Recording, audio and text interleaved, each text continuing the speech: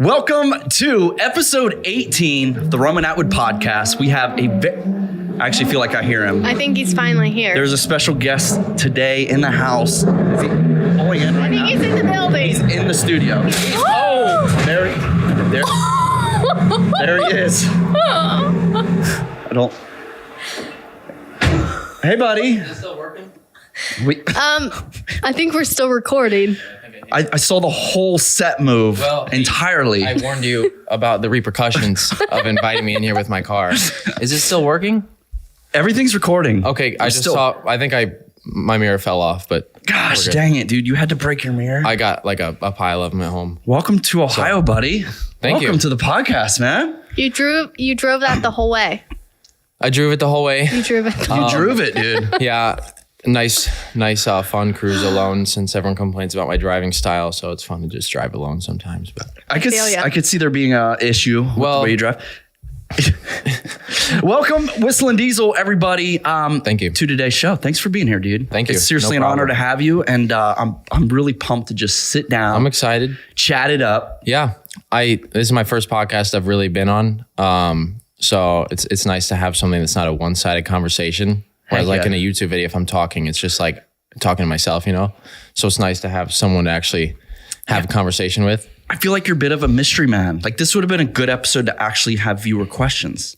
Oh yeah. I mean, if there was any. We vlogged, right? So people knew our life. Yeah. You make really dope videos. There's so much mystery. Yeah, I try to leave out just enough to where it's entertaining. It's smart. If you knew everything, you know, it's just a vlog channel at that point. But yeah, dude, you do it big. You're doing it big, man.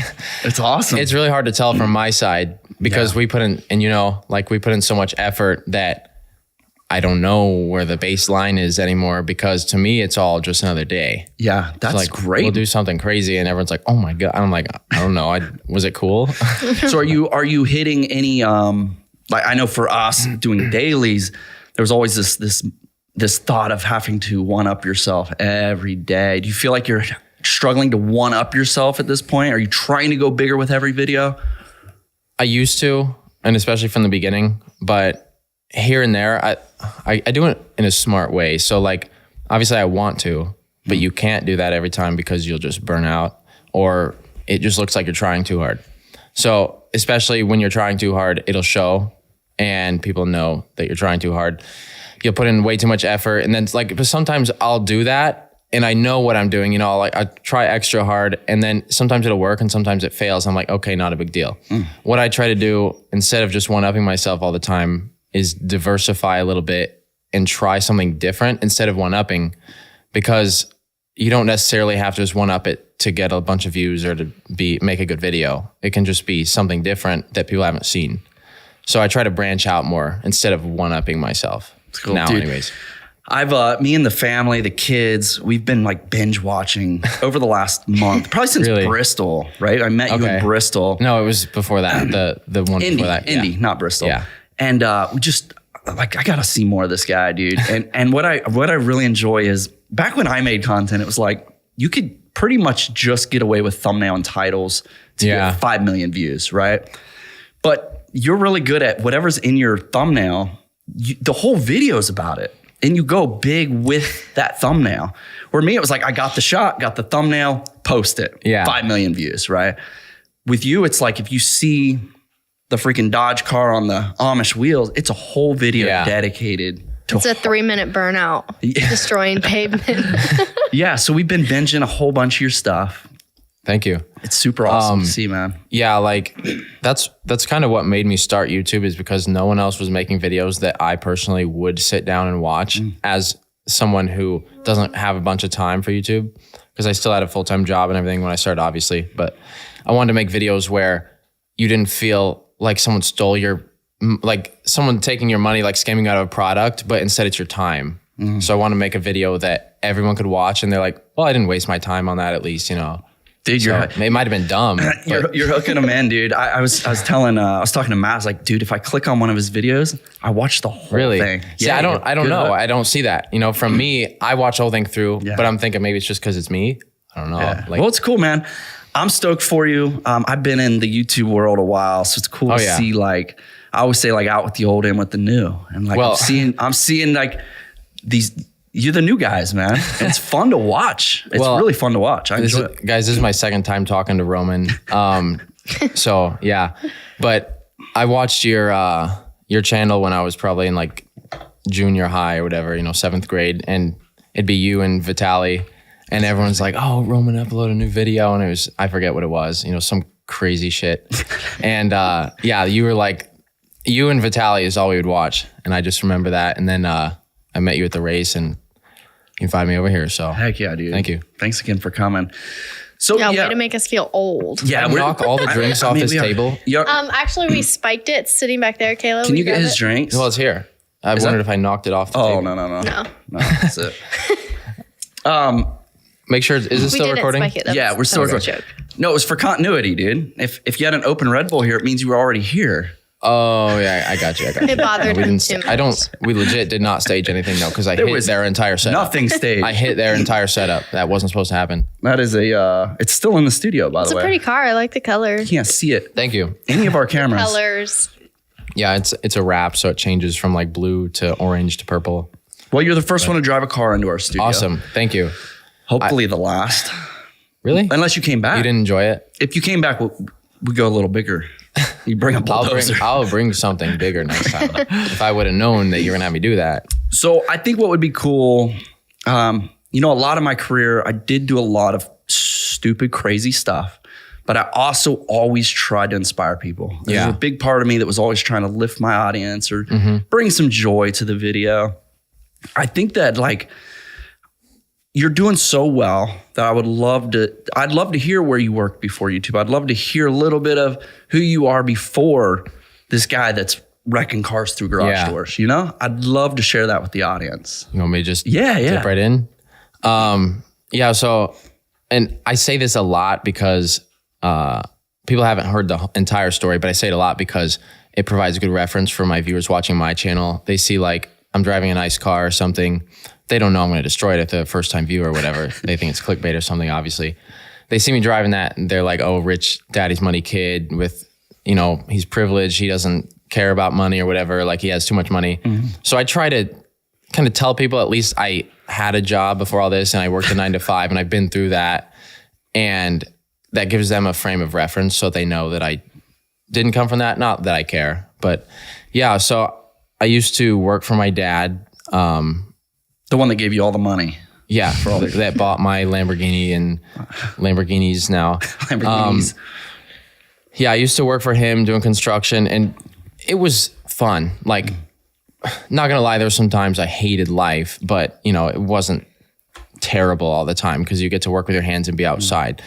When it got terrible is when it's negative 120 wind chill and you are putting soffit on a house peak and the snow drifts are covering you and you can't even see yourself anymore because you're just covered in snow and your hands are like, your gloves are frozen around your hammer and I'm just trying to like nail this and I'm like, you know what? I'm just going to start doing YouTube. I heard that you can make some money at it. And so I just was thinking of ideas while I was doing construction. And the more miserable the job was, the more I would try to think of So YouTube stuff. I'm like, motivating. I got to get out of this.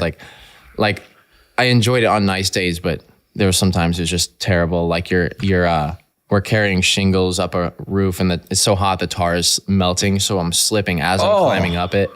And Where where is this company at? It sounds like hell. well, no, it's just Indiana. it's just Indiana. So hell. But yeah, you're like carrying shingles and they're made of fiberglass. So it's sticking into my skin and they're so hot that they're melting to me, like burning me. And my dad's like, all right, well, we're going to come back at 5 p.m. when it starts to cool off and start up again. It's still 120 degrees. So yeah, someone made a YouTube video talking about how much they made on YouTube. And I was like, it was like $30K a month. And I'm like, oh my God. Like I made, it was like 16 an hour, but it was only 8-hour days. So I made like 1,600 a week or something. But yeah, I'd never heard of that much money. I thought I came from, which you might get into this later, we will. I came from a really sheltered lifestyle, the way I was raised. So I didn't know that anyone actually was that like famous, successful, like owns a nice house and car type person. I thought that was completely unachievable. So to find something that gave me that opportunity when I've been looking for that for a long time was a huge deal. So I just jumped at it and gave it all I had. But that's amazing, yeah. dude. That's the inspiring part. It's like not thinking something is achievable, and now you've surpassed what you believed was impossible. Yeah, like I had never made much money. So when I saw that, like, it's my first podcast. Dude, you're doing great. I'm not good. Just relax. People think I'm on camera all the time, but I really don't like my thought is more like long-term approach to the video. So I plan ahead and I like take my time, and I'm like, I'm really bad at spontaneous Well, we're stuff, saving the juicy questions. So. We are. That's the thing. Yeah, take your time. Yeah. Man. We're just chilling. We're hanging. So yeah, I thought it was completely unachievable, and I was taught that was unachievable. My parents are great people. I'm not trying to, talk bad or anything, but I was taught that, like a really humble, small lifestyle is good. And like, if you can get a job at a factory, you're successful. Mm-hmm. Like, so I didn't know. I was, you probably here had the same thing. I'm from small town Indiana, where if the people who work at like the local engine plant are successful because they make that factory money, that overtime and everything. So I thought that was success. Mm-hmm. So finding something like what I do now was completely out of the water, unbelievable. Like I had that, like I'm standing in the shower, my first, the first couple months I was doing YouTube, and then you see like the revenue update or whatever. And I would just stand in the shower for like an hour, and I'm just thinking, I'm like sometimes just like a huge grin on my face. Like, I'm like, how in the world did this happen to me? Does it feel like a fairy tale?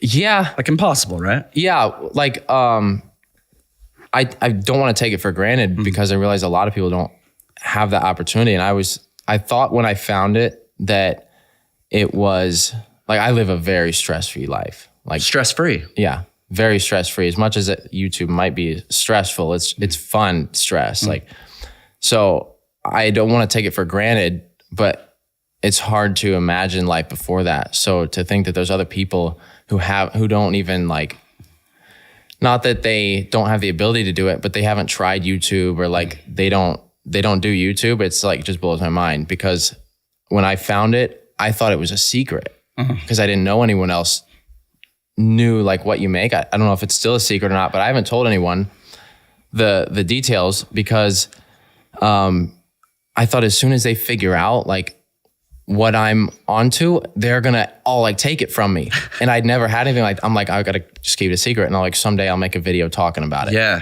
I'm still not even ready to tell people like how I'm sure Mr. Beast has already covered every point that I think of in my head. Yeah, but it's a personal journey. Like, we all have different revenues on YouTube. Yeah. And it's not like, I'm not trying to say I make like millions and millions of dollars on videos. I might, but you are. Well, but there's a lot of you have quite mentality. the expense. I do. Your videos have more overhead than mine did. I think I have more overhead than income. More a lot of times, income. Like, I don't know what underhead. Yeah, especially since the vehicle market is like 10 times the price of what it used to be. What a time to need vehicles. Yeah, well, like at first it was extremely affordable. I don't know why cars used to be so cheap compared to what they are now. But now to make a video, and granted, I don't use like shit boxes. Yeah. I try to use cars that people really love.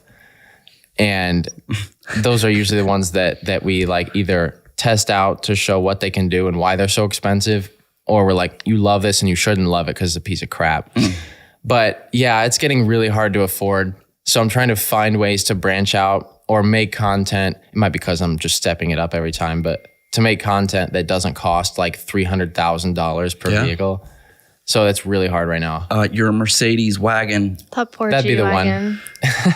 Through the roof? Whose phone is dinging like crazy? That's mine, actually. Oh, come on, dude. Yeah. You're so unprofessional, bro. Is this your first podcast? Yeah.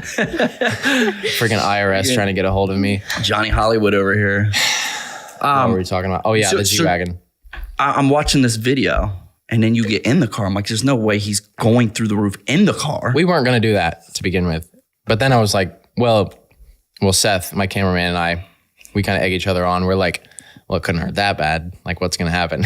Is this a childhood friend? Like, no, he met, my cameraman Seth met me at a truck show when I had like 30,000 Instagram followers. I didn't even do YouTube yet. And he offered to take pictures for me. And then throughout the whole time I'm doing YouTube the last 3 years, he just he was there like ready to help with anything. Awesome. And so now he's my main cameraman, but he's one of the first people that ever met me. And he's like offered to do this free photo shoot and everything. So heck yeah. He's been there since the beginning, but he's just as crazy as me. If not even more. Like there's some stuff he'll do that I won't. Like he's our bomb guy. Like we have some explosive stuff now and he's like, everyone else is scared to do it. And like there'll be welding sparks and everything. He's in the corner like disassembling like fireworks and stuff. Just like, pyrotechnics, dude. But he's awesome. So we egged each other on and just hopped in the car. And then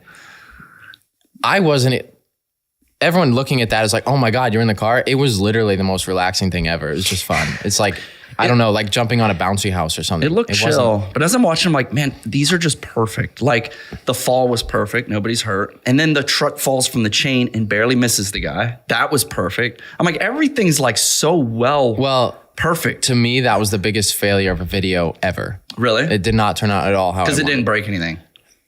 No, it broke way too much. No, but the fall, it looked like it was just so soft. It was supposed to be softer. That was violent. I was going for a graceful, like...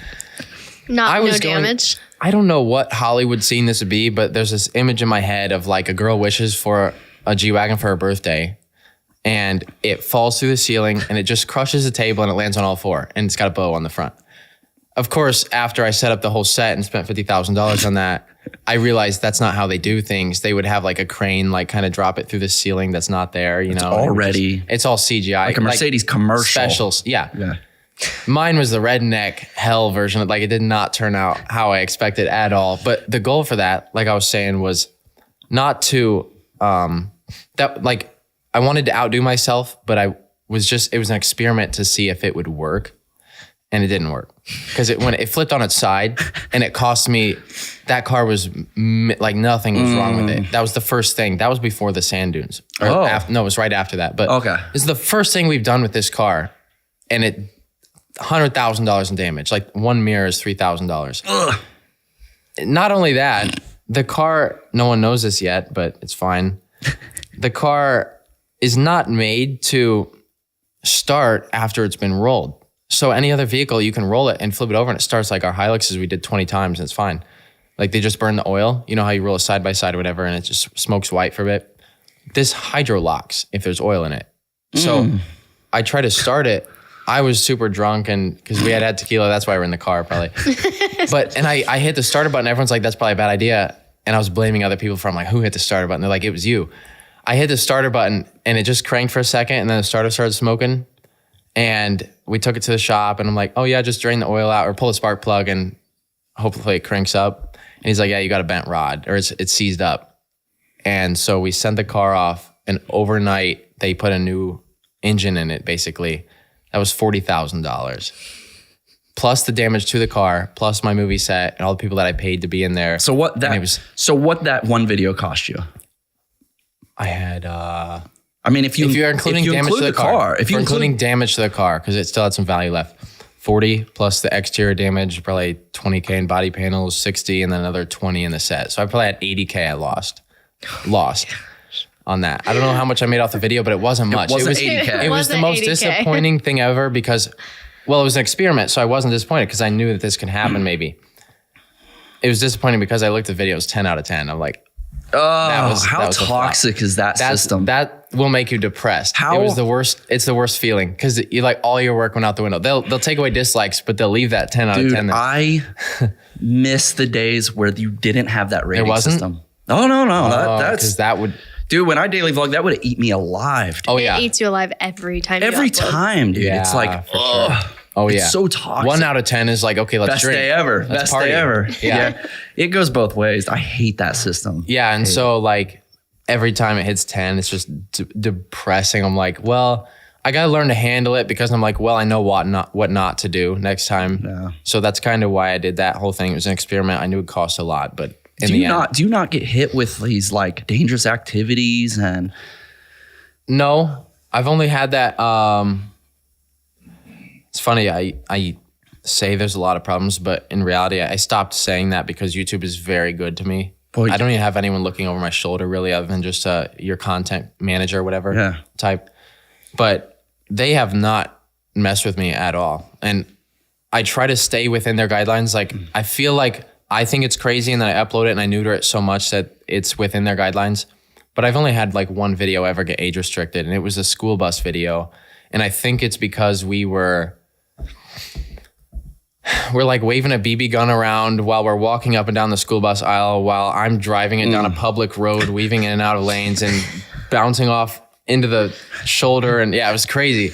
I don't know why that one got age restricted, but the school bus video is the only one that I've ever had. I wonder if it has to do with school, like a school bus. It might be. I don't know. Yeah.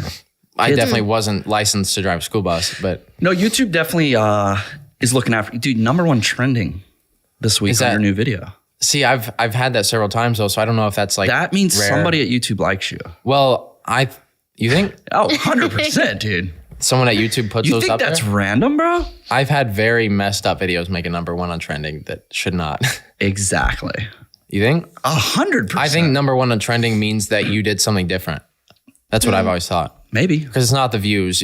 There's not the videos views. on trending with 10,000 views. I've had my worst videos trend. Yeah, I think what? I think there's an algorithm that just tells YouTube when a creator has done something where their audience is like interacting a lot more with it. I think that's You don't think Billy working at YouTube is a fan? He's like, dude, he's been putting so much work into this Monster Max truck. I'm gonna give him some love today. I feel like they would find a way to personally contact me and be like, "Hey, let me handle your demonetization." Though they can't tell people they do that stuff. That's still YouTube will still say they don't. I feel like the person in charge of the trending page doesn't really give a crap about me though. Like that would be unless there's a whole team and like one of them likes me. I don't know. So you get demonetized a lot or no? I've been demonetized on like 4 videos ever. And only one of those is still up. Dude, I've already had demonetization on our podcast, dude. What? Yeah, that's how sensitive. Why? Which one was it? They said it was a thumbnail, but I don't know. Really? She had like caution tape wrapped around her. But not like... You couldn't see anything, dude. Really? Okay. Nothing. Yeah, they're the weirdest things. Like PewDiePie will put the microphone in his mouth and he got demonetized for that because it was crazy. Simulating. Yeah, simulating stuff, you know. Oh my God. It's a wild time. Just like if you just make like a sound effect or something wrong, they're gonna demonetize you. I feel like I was super blessed to make it when I did because I don't think I would survive now. Yeah. You think there's a lot more rules, you mean? I don't know. I feel like I get hit with more rules now than I ever did. Dude, I could do anything back in the day. Anything. You mean more rules now on your Atwood channel or this channel? Like if I put fireworks on a drone right now, that video is completely hosed. I can't do anything. Yeah. Huh. It's been like hit. Weird. Yeah, it's been hit. I have nothing deleted. And I know a lot of people like that. But the way we do it, I feel like they hate stuff that in word for word is like something that a kid could easily recreate. So they don't like that because kids could go buy fireworks and do that. Whereas Hollywood can repost a movie with special effects of a whole building blowing up, and that's not going to get demonetized because it's like, okay, a kid can't blow up a building. Yeah, good point. So I think it's really particular on like, okay, are kids watching this and going to retry this? Do you self-check your videos? You have the self-check system where you can go? I mean, you just scroll and hit okay. I do, but... Wait, you like read it through and you're like, okay. No, but have you looked Did I cuss today? Yeah. Did you look at that breakdown? I mean, it's the same every time though. Yeah, but it's intense. But you never used to have that, right? No. I'm not worried. I like all my videos I know in my head. I have, because I'm extra particular though, like especially about cursing. I might curse, but I'll have it censored out enough to where you can't even tell what word it is usually. Well, you know, but you can't, you can't hear it. And then if there's anything that's slightly risky, I just have it taken out. I'm really good with... Your whole video is slightly risky. Well, I'm good with knowing what companies want and don't want because after Instagram is cracking down so much that it's not even fun to be on there anymore. I've had to neuter it so much that everyone else is always, oh, your stuff gets deleted. There's someone reporting your stuff. It's like, no shit. I have 1 million followers. There's probably 1,000 of them reporting it. So why don't all my posts get deleted? It's obviously something that Instagram has put in place that they don't like.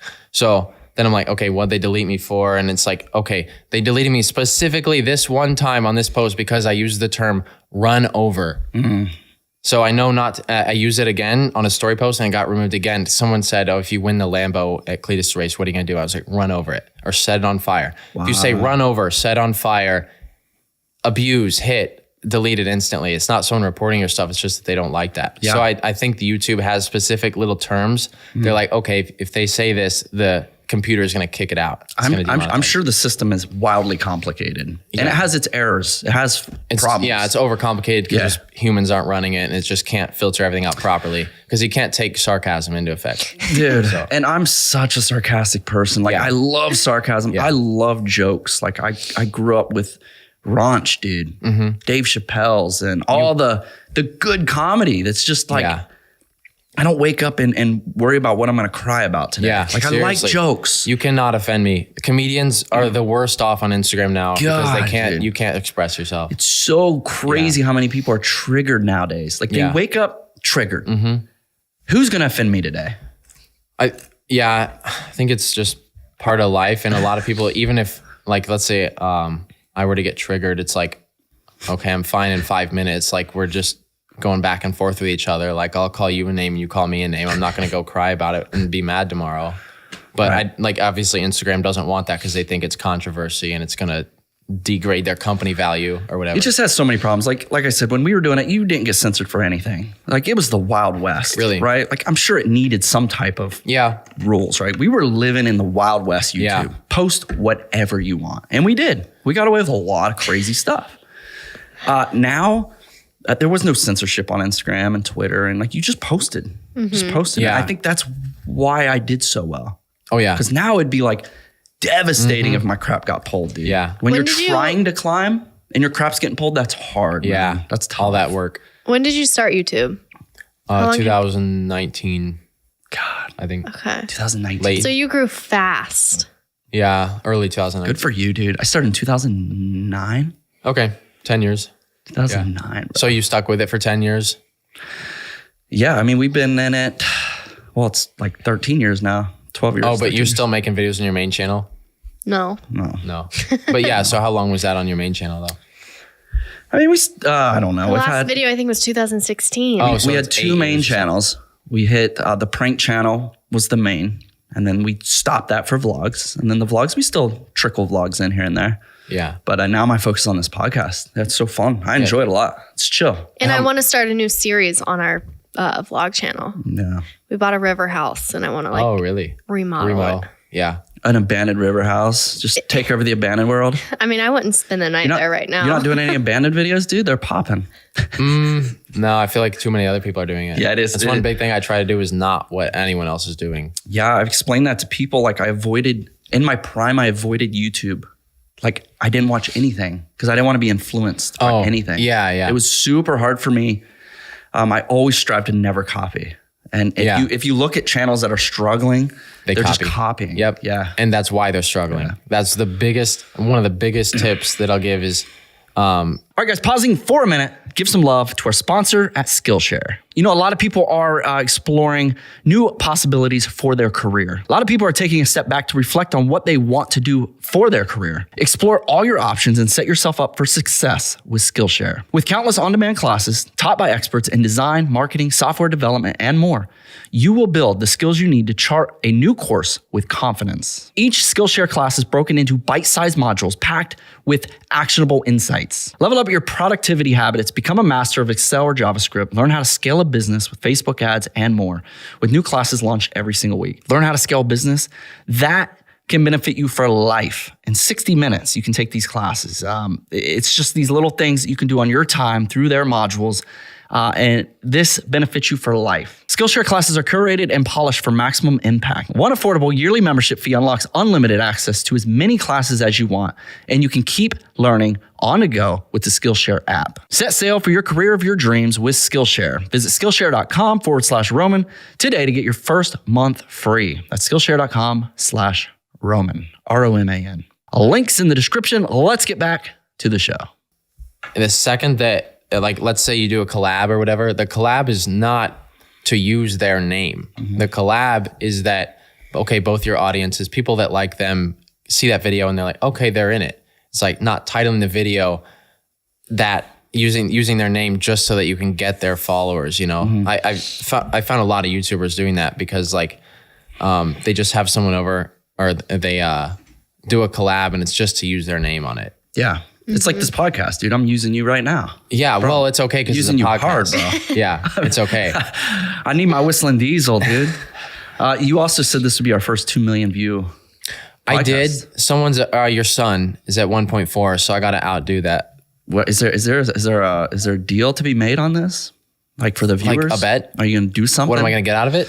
No, or like how am I going to get the 2? Doesn't hit 2. How am I going to get the 2? Yeah, or how are you going to get the 2? Oh, an ultimatum. Yeah.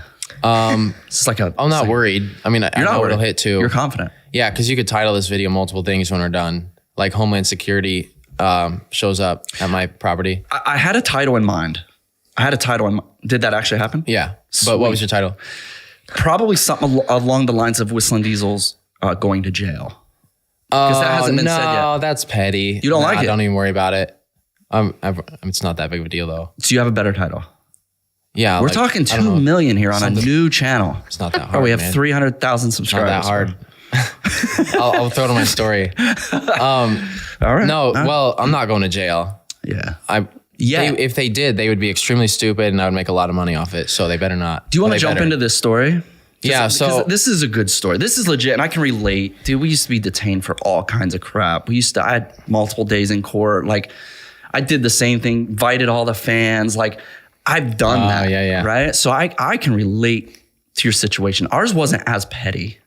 What was yours? We bought a real ATM machine, filled it with fake money. Put it on the side of the street. Busted it open on the street. I could see that. Wait, you got in trouble over that? But we got arrested. We had like 4 911 calls, inducing panic. We had 3 days in court. It was a full, really, which is way worse than yours, dude. Yeah, no, mine. The gist of it is they're calling it reckless operation of a jet ski, but we call it splashing because that's what they're looking at and calling reckless operation. So me and a friend are just out on the lake. This is after video. We're not filming anything. We're just having fun. And I like to have fun. Like I'm obviously not going to sit on a jet ski and go 2 miles an hour in circles. So, the fact of owning a jet ski is to ride it over waves and enjoy your time on the jet ski, obviously. So there's no laws They're designed to be reckless. They are. And the thing is, everyone, of course, is like, oh, you're reckless all the time. It's like, well, I'm like that in videos. I'm not going to just do something stupid that would endanger someone's life. So the cop is thinking that we were aiming at each other and like almost hitting each other and then swerving to splash water on each other. But then it's like, okay, well, what if we're doing that from a quarter mile away and the jet ski throws water that far? I don't know where you draw the line. It's splash chicken, but what we were doing was not reckless at all. And I would consider reckless maybe if we were literally rubbing up against each other, hitting each other. But anyways, so they come up and he's like, all right, I'm going to cut you a break. You're just getting this reckless operation charge with a class A misdemeanor. I'm like, sorry, what? I thought it was going to be a speeding ticket type thing. And then we go to court and they talk to us for like 45 minutes about boater safety. And they know who I am at this point because I made a video on it. So the DA and the officer that got us in trouble is there. And I'm like, okay, they're going to give us a talking to and be like, all right, go on home, settle down, boys. And he's like, all right, you shout out our boater safety course and get a ton of people to come to it. And then all this goes away. No way. And I'm like, you know what? No, because that would, first of all, it says that I was being unsafe and I'm not going to admit to that. Like, cause I wasn't doing it. And then second of all, you're making me do this because I have a YouTube channel. So what if I didn't have a YouTube channel? That's a bribe, and the government bro. does that all the time though. The government will be like, okay. You didn't offer him 50 grand to make it go away? I'm not going to use the term bribe. This is in parentheses for anyone who can't see this right now. Bribe. They bribed us again by saying, we'll drop the other kids' charges if you take all the charges. Wow, dude. So it's like, I didn't do anything, dude. I'm riding a jet ski. It's not like I hit someone even when I was riding the jet ski. So technically the top punishment for that is a year in jail. Obviously they're not going to do that because it make them look even more dumb. The fact that we're in jail for riding jet skis. And there's no one else on this lake, by the way. It's me and this one other kid. Right. And so yeah, I think right now they're charging us with it would be 12 months probation. So I laughed about it. It's like not going to really affect me. I'd have the guy on my channel and be like, all right, what's the deal today? Are you going to check up on me? Yeah, no. But yeah, so I don't think anything's going to come of it other than next is a jury trial for the splashing. Unbelievable. So it's a jury now. 3 times in court. Yeah, it's been 3 now, I think. Oh. Next will be 3rd or 4th.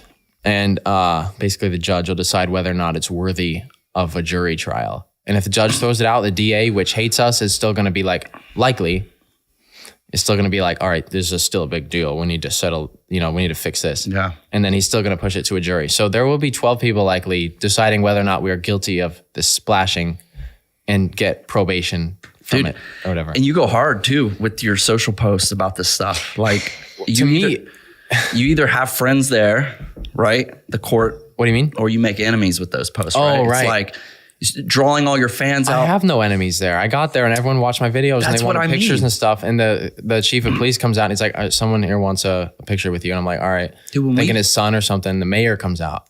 When we finished our court case for the ATM video, the judge came and took a picture with us. And she got in trouble for that too. That's like where there's this line of like, it's like, okay, you know what you're doing. These people are eating it up, dude. You're bringing attention to the town and the courthouse, and like, there's this show going on. Yeah. It's like Judge Judy right now because of you. Well, the DA, and I haven't said this on my channel yet, but I think I should now since we're taking this so far and wasting everyone's time, and it's basically a war at this point. He, after telling us that if we didn't accept his offer, we're still going to get charged. He's like, we're walking out and he's like, oh, come here real quick. This kid wants a picture with you. The kid that works at the courthouse. And it's like, dude, you're still charging us with this and you're joking about, now you're asking us to get a picture with someone there. Do you not see what you're doing right now? Like, and you took a picture with him. Yeah. Just to be nice. Yeah. But there's an Eminem song about that, right? Stan? Something. God, what's the name? I don't know. There's a song about that. No idea. Sign autographs while police fingerprint me. Oh. Something like that. Yeah, maybe. Yeah, it's like, that's what you're dealing with right now. Yeah, but it's really like biased. It's funny. But it's exhausting, right? Like you want. Well, it's exhausting when you don't have the time for it. Obviously, I'd rather spend time on other things, but it's not really affecting me that much. But if I were someone else, I couldn't imagine how much it would affect them. Because I got one speeding ticket ever in my life. One ticket for anything. The only trouble I've ever been in. And it was like 80 and a 60 or something. 80 and 65. And I had to go to court twice over it, and I could not get off work, and I had no money for gas to get to court, and it ruined my whole month. I couldn't afford my bills. I was like, this is terrible. And then finally when it was settled, it was like, that just ruined my, like I have no money left. It was miserable, even just a $70 ticket. So me remembering how, a person like that would feel in my position over the splashing thing, I'm like, I can't let this happen. Heck yeah. So even though it doesn't hurt me and I could just take the bribe, I'm not going to do it. Yeah, well, in a way, you're actually making revenue off this whole thing. Oh, yeah. Yeah, like the drama's great. Yeah, they don't even understand the fuel they're giving you. Yeah, and I don't, see, I've made really good money on the bad things that happen to me, so it doesn't really hurt me in the end. But I don't want them to think that I'm dragging the court thing on because I want money out of it, because that's not what it's about to me. It's about justice. No, it's about like... I was going to say justice. It's about justice. It's about not letting that happen to someone else when they know it's wrong. Maybe they, no one thinks it's wrong in their head. That's so, I wish I could reason face to face instead of this whole court thing. But it's not, I'm not dragging anything on because of money. I'm dragging it on because I don't want it to happen again. Yeah. So, are you going to get a big sticker for your jet skis? It's called Dangerous Operations. I'm not going to go on a Tennessee lake ever again in my entire life. Sounds like I didn't like it in the first place. And the kid that's in trouble with me got a ticket 2 other times the last time he's been out there. So dang, they're just looking for him. I will not be out there ever again. God, dude. Dang. But so, yeah. So that's that. We don't know where it's going to be. You don't know where it's going to end up right now. No, that's in December. So it's a year since it even, Just drag. Somehow that's okay with everyone. Isn't that crazy? So, they cost them money. They're like, next case is in December. I'm like, all right, see then. It's costing them resources and money, and you're making money. It's costing the taxpayer resources. Like you're really winning here. It's a win-win for you. I guess. When we were vlogging, crap had to happen for us to do well. Yeah. You're out. You're like, babe, you got to get pulled over or something. We have no thumbnail. We have no title. Right. Then all of a sudden, this $100 ticket is thousands of dollars. Yeah. And you're like, who gives a rip? Yeah, because then... Have you ever had people think that you're staging it then because you make money off of that? Or? No, I think it was a different time for us. Like, I don't know. We did it for many years before anybody knew we made any money. right? Yeah. I mean, we did it for years before we made money. Yeah. So like we were still in that secretive, like you were saying, it's like nobody knew until Forbes magazine came out. Nobody knew we made money. Yeah. It's just like, huh? For sure. And money? a lot of people think that I would stage stuff or start stuff just for views, but I don't at all. Like it's just that stuff happens to anyone. Yeah. And you just don't see it. If you do it enough. They just don't have YouTube. And if you're out talking to people and doing things, you're going to have stuff happen that's dramatic. And it's not like you're staging that. Yeah. So I had, what was it? My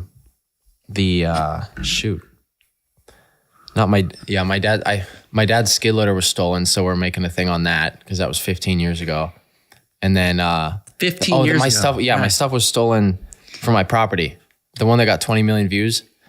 Yeah, I think I saw that on TikTok or something. So I catch the guy and I got my stuff back, but that was my highest paying video of all time.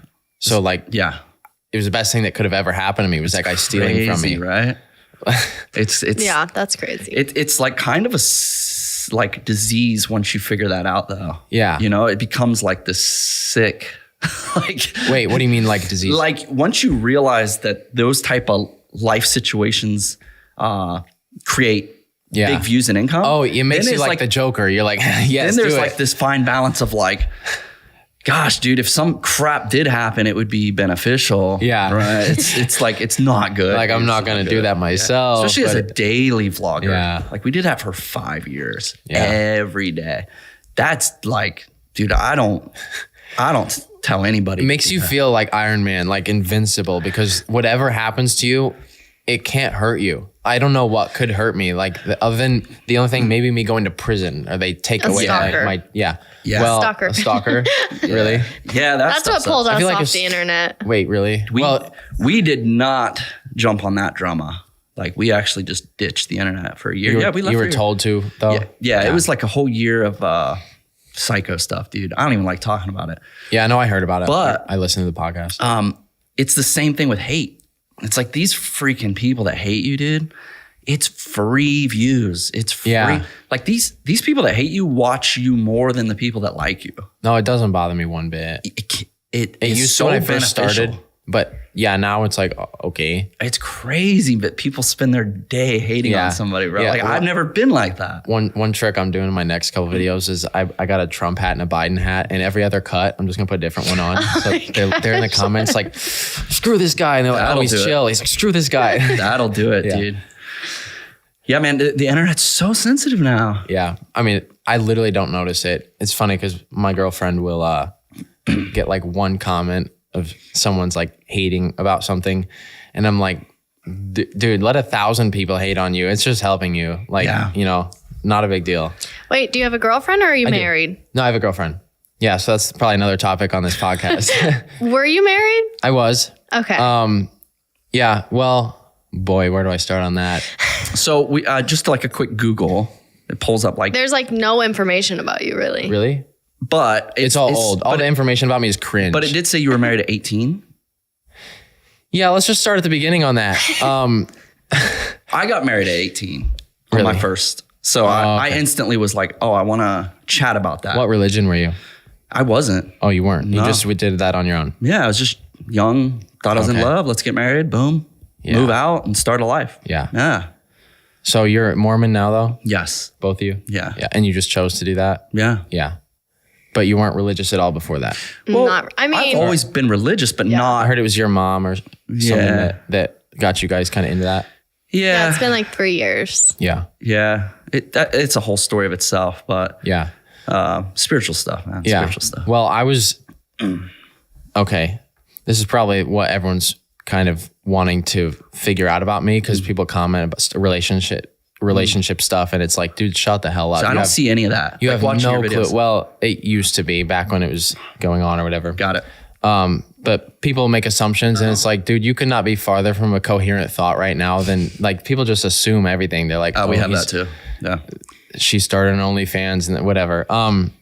So I was raised extremely religious. No one knows this. I have never told anyone this. And this is kind of what I'm revealing on your podcast right now. So exclusive. What you're about to hear, no one has ever heard before.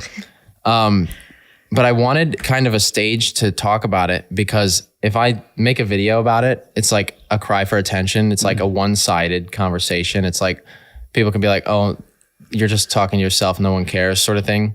So I feel like it helps to have, someone to talk with about it. Yeah. That way people see it as a conversation. And so I was raised a Jehovah's Witness. So interesting. Yeah, which is like, do Mormons hate Jehovah's Witnesses? No, I don't think so. I don't think we hate anybody. I feel like they believe a lot of the same things. I don't know. I'd say the word hate. It's probably more like judge each other in religion. We're knocking on that door, buddy. Back off. Yeah. No, I mean, with religion, it's like they just judge each other seriously. Yeah, I don't know. I feel like I've been to a lot of churches.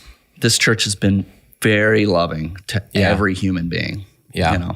There's the Kanye song. Neighbor. The first person to judge him is like a Christian. Yeah. Love thy neighbor is very, very strong in the show. So from birth, I was raised as a Jehovah's Witness. And if anyone doesn't know about Jehovah's Witnesses, basically we did not celebrate birthdays, Christmas, Thanksgiving, any holidays whatsoever.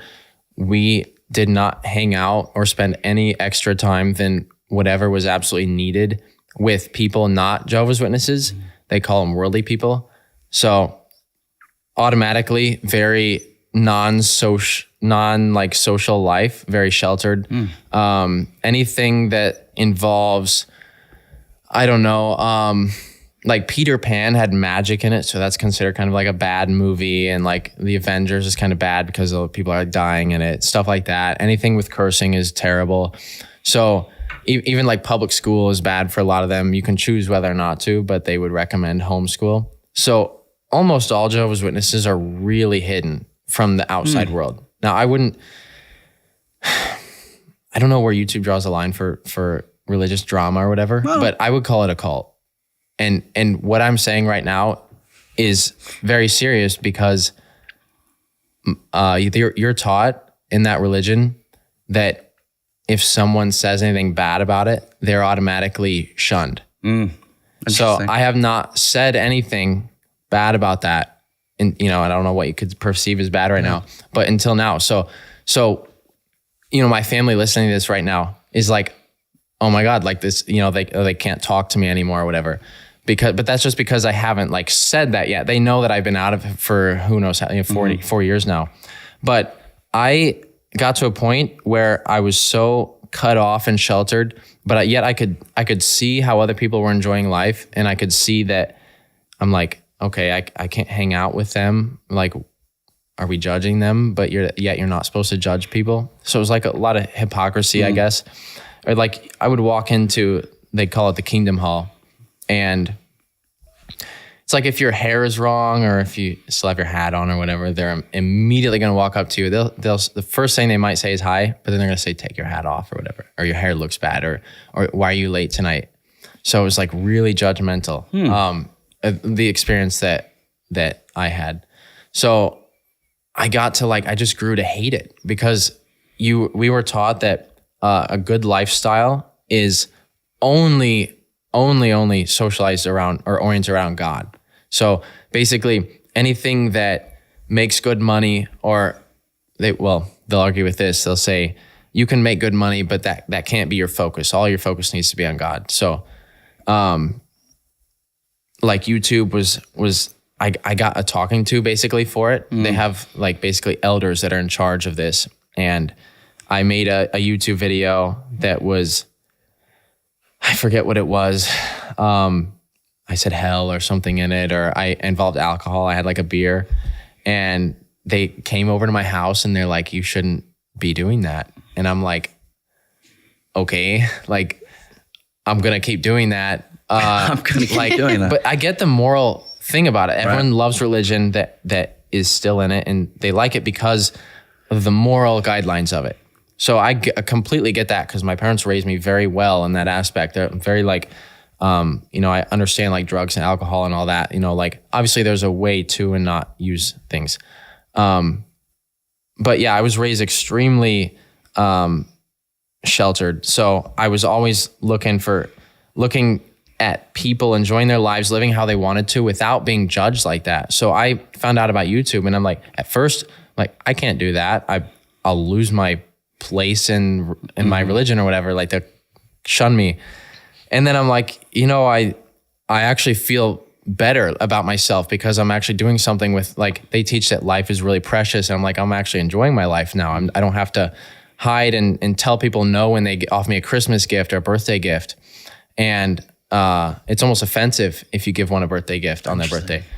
So I was like, I'm really enjoying my life now. I can go out and do what I want, not worry about, like, if I'm talking to someone who's not in my religion, I can make friends with people who have experienced life.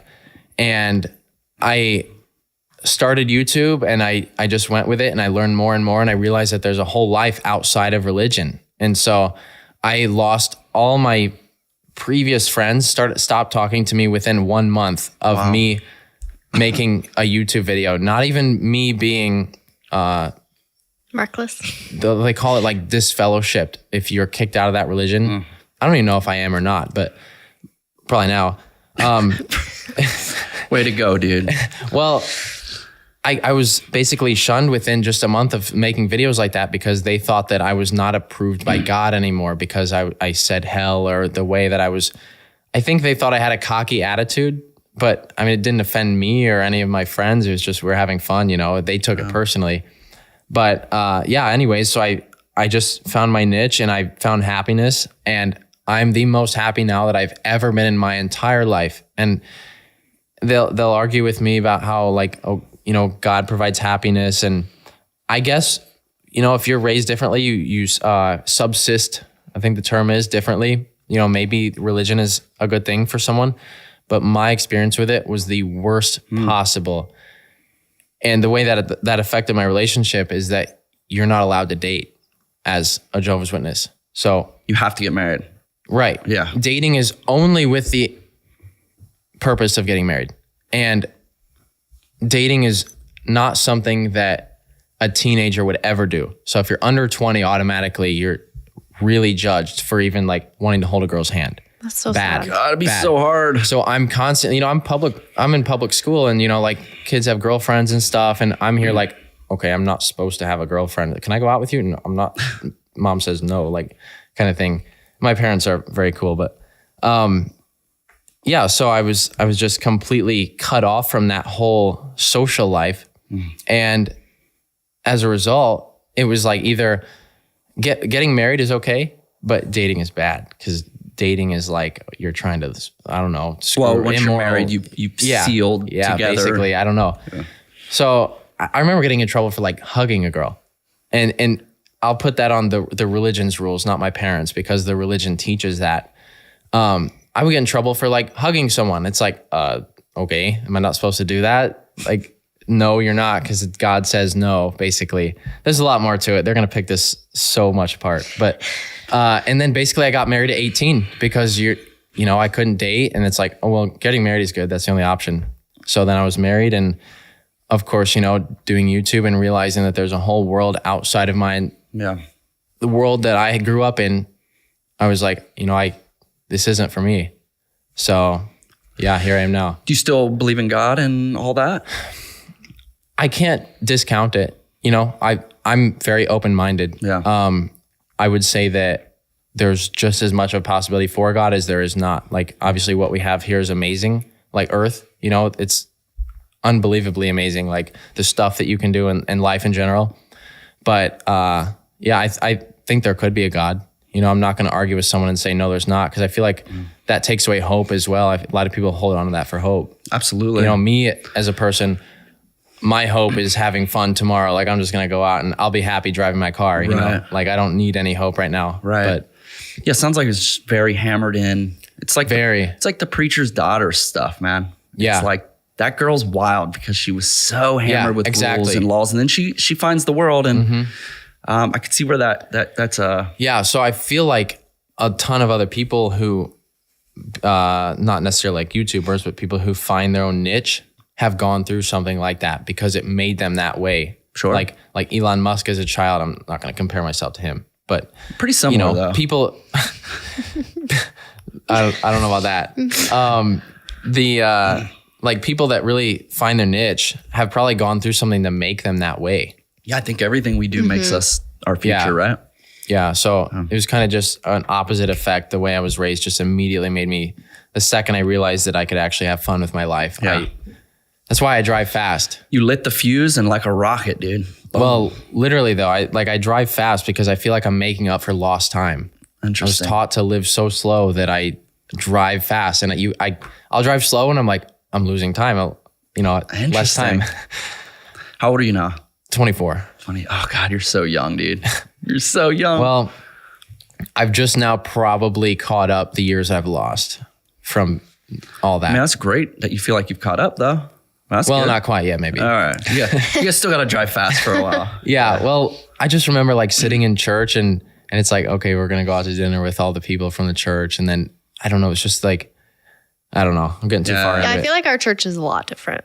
Well, we wouldn't go out to dinner on a Sunday. After hearing that, I don't relate to any of it. But you're not going to be judged if you do. Yeah. I delved into 1% of what life is like Interesting. Yeah, it was bad for me. A lot of people love it, but dude, you look happy, so I'm pumped for I'm that. happy now. Yeah.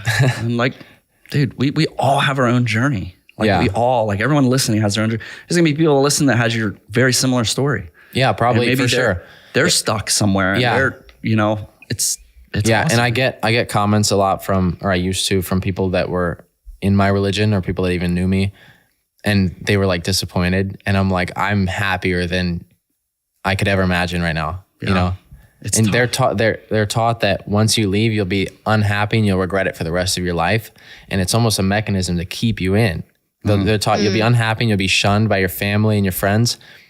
That was the best thing that ever happened to me. Why do they think? Why do you think? I don't know why we're talking about religion this much, but I was just wondering, like, why do you think they want you in so bad? What does that benefit? I don't know. They think they're helping you, I guess. But yeah, anyways, I wanted to talk about that because I haven't had a platform to talk about it. Dude, thanks for sharing it. But Seriously. yeah, that's my past. So that's what got me to where I am now. Yeah. So that's why you married at 18. Yeah. Yep. And I could blame that on other people all I want, but it was me that decided that. That was 18-year-old me. Yeah. No kid? So, you don't have a kid? No. Okay. See, I think I would regret my 18 marriage if I didn't have a kid. I had my kids, so now it's just like I would never change it. Yeah, for sure. Thankful for it. And again, it's like helped create who I am today. Yeah. Like, God, I was so dumb at your age, dude. Oh, seriously? Yeah. If I compare myself now to 18-year-old me, I was absolutely a child. I was very immature, like late in life. Yeah. Yeah. Like, It's a boy thing. No, it is. It definitely is. Like, girls are definitely more mature. How old are you guys? I'm 39. I'm 31. Woo! Damn. Up there. So what's next? You got any hidden gems that you want to? What's the date on your hand? My girlfriend's birthday. Dang. Another bad thing. So you're committed. December. Is that your next court date? Yeah, maybe I'll get that tattooed. Honestly, I like numbers. I'll probably get my court date just to mock them. They'll be like, oh, he's going to hate this. Let me get it tattooed on me. I don't know. Dude. But yeah, no, like, you mean long-term or short-term? No, like, you going to get married again? I was broken on marriage for a long time. Yeah. I hated marriage. I don't know. I'll see what I am in 5 years, Yeah. Like right now I'm definitely I need all gears. Yeah. Like I'm ready to go. Yeah, dude. The iron's hot. Yeah. The strike. Yeah, seriously. Yeah. So I love my freedom, but my girlfriend does too. She's completely cool with that. So she's wild, just as wild as me. But yeah, she was actually going to race in the Bristol race. And I said, are you sure about that? And she's like, I don't know. She kind of chickened out. But cool. So we'll probably meet her sometime at some event or. Yep. Awesome. You bought a tank. I did. You bought a tank over in real tank. Europe? Yep. Are you bringing it here? Yeah. It was my first time out of the country, like overseas. So we flew over there. Did you love it? I did. Yeah. Yeah. There's some addiction to traveling, man. Not necessarily just the being in a different area, but seeing how much actually, not the freedom aspect, but how much better it is over there. And now it could be grass is green on the other side right now, but there's no power lines over the roads. There's no billboards and there's no litter everywhere because the roads are so small and it just grows up on either side. So it's super clean. Like everything was brand new. I don't think I ever noticed there's no Where did you power. go? United Kingdom. Okay. Super. Everyone that I met, maybe it's because there's a language barrier, but they were super nice. Like I didn't meet any of the really rude people. Maybe it's because English people are less threatening. They were like, I was like, okay, what are you? But you have a lot of fans there, probably, right? No, I met like, well, we didn't go out too much beyond the farm that we went to. The UK was always like wild for us. Really? Yeah, like fans were more like expressive. Oh, okay. They really want you to know they are. Yeah, they really want you to know they're wild soccer people. Plus, the odds that they see you from Indiana over there is awesome. No, I had a couple people recognize me. That's cool. But I think they're a lot less like farm people oriented over rednecks. There. Yeah, I don't want to use that word. I don't. Have you been to LA? Oh yeah, several times. Are you not going to move there? No. You like Indiana? You would be miserable in LA. I don't like LA or Indiana. I'm just kidding. LA's worse than Indiana. I'm Most miserable like in LA. YouTubers and people just move to LA. Yeah, they just go with the flow because they think that's the best thing. Yeah. I would never do. I remember when my whole world and group and circle was moving to LA, and I was like, we got an apartment there. Yeah, but we were working on stuff. Yeah. We had to be there so much for work. But I was like, nobody's like got just a farmhouse doing fun stuff. Everyone's going to LA. I'm going to stay in Ohio. Yeah. LA, you sacrifice your freedom for a lifestyle, I think. For sure. And where I moved to, somehow I lucked out. I got the best place in America because it's people from LA are moving there and it's country oriented. So people from LA are moving there because it's actually and I didn't pick this because of this, but it's like the 10th richest county in the US. So everyone, the standards for like food and the cleanliness is super high.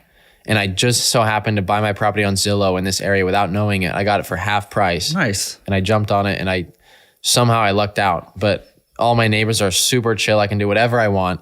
And it's like the weather is warm and dry almost year round. Wow, that's not here. So dude, our it's weather great. sucks. Dude. Yeah, like right now it's kind of cooling off. In the winter it'll rain some, but it's super nice weather. So I lucked out big time. And you can carry a gun wherever you want, whenever you want. Yeah. So we have it's like that here a little bit. Tons of freedom. So what are you doing with this tank? Come on, you're getting it home. You got some plans, dude. Or are you just winging it? How much does a tank cost nowadays? Ballpark. Under $500,000. $4 million. Actually. No, I'm messing with I'm about to say, dang, that's a nice tank, dude. It's got GPS and everything in there. It did. Actually. So, this tank is a Chieftain. It's 70 tons. It was a main battle tank. That 70 tons? Yeah, 150,000 pounds. They didn't use it in war, but it was in training missions and stuff, whatever. UK, so I don't know if it was used in, Great Britain area or whatever, but it was the top of the line, like world's best tank of its time in the 70s. And it literally has, when you go over bumps, they ripped this out because they didn't want the civilians having it.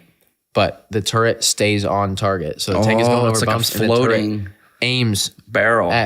It'll stay locked on. It had infrared sights and everything and computers everywhere and electronics inside. They took a lot of that out. Like it still runs and drives and you can crank the turret. But yeah, it's a good tank. God. So I drove over a car and I couldn't feel it. I mean, 150,000 pounds. You and your cameraman in there? Yeah, we stayed in the car while we drove over it too. I mean, that's a serious toy right there. So it's coming over on a boat. Shipping was half the price of the tank, but I got it for like $100 and something grand. Are you getting a brand new garage door for that tank? Or are you gonna? You mean am I gonna run over my old one? Yeah. Which one? But you always go through garage doors, dude. Well, we have an expensive garage door that I can't because it'll take a year to come in. But we have this one. The joke is like every video we run over it. I've actually ran over it 3 times. I haven't even put in videos because we couldn't use the footage. So I replaced the door and it's just no one knows that I even drove through it. Jeez. Yeah, we've driven a lot of stuff through that door. I put it in there with the purpose of driving through it. Do you actually hate the Skylines? Oh, yeah. Yeah. Well, are you trolling? I hate them until I drive them and they're running good. It's like a lemon almost though. They're not what everyone claims they are. Yeah. Like when you get in it and you drive it, I'm more wild in that car than any other car ever because when you hear that, just the sound of it and banging through the gears, it is the most exhilarating drive ever. I don't know why. The car is like a super car of the 90s. Like it's the way it feels, but you'll blow it up in 5 minutes. Like it's not a good. It's not reliable. Yeah. I had it the motor. I put 25, 30 grand into it and now it's been okay for a bit, but that shouldn't happen with another car. Right. But yeah, it's a love-hate relationship. I bought 2 of them and I combined them into one running car. They were both running to begin with. And now I have one running car somehow. One's just guts. Yeah. Dude, I love your trolling, dude. I do. Most of the time it's not trolling. Well, it's just legitimately explaining how something is wrong. It feels like, as an outsider, as a viewer, like some of these comments, some of these, like they feed you. Yeah. Right? Yeah. So it's not trolling, but it's more like, you mean the hate and fueling your fire. Mm-hmm. How could you do that to your skyline? And then the next video, you're torturing this thing. Yeah, sometimes I will go a little far on purpose. Yeah. I think it's great. The one thing that's coming up that I kind of stopped doing that because I think it's cliche and everyone does it on purpose to get me to like, they're like, you won't do this or whatever. But the one thing I am doing that was in my past that everyone hated on me for, that things I just gave up, was all my subscribers for some reason love square bodies. So the last one I destroyed was rusted to hell. There was like almost nothing left and they didn't know it because it was hidden. And of course they're threatening my life in the comments, just completely like calling me the most garbage human being ever. Because you destroyed a nice truck. Yeah, they think, and it was absolutely clapped. But I showed them too. I was like, it has rust in the bed in the video.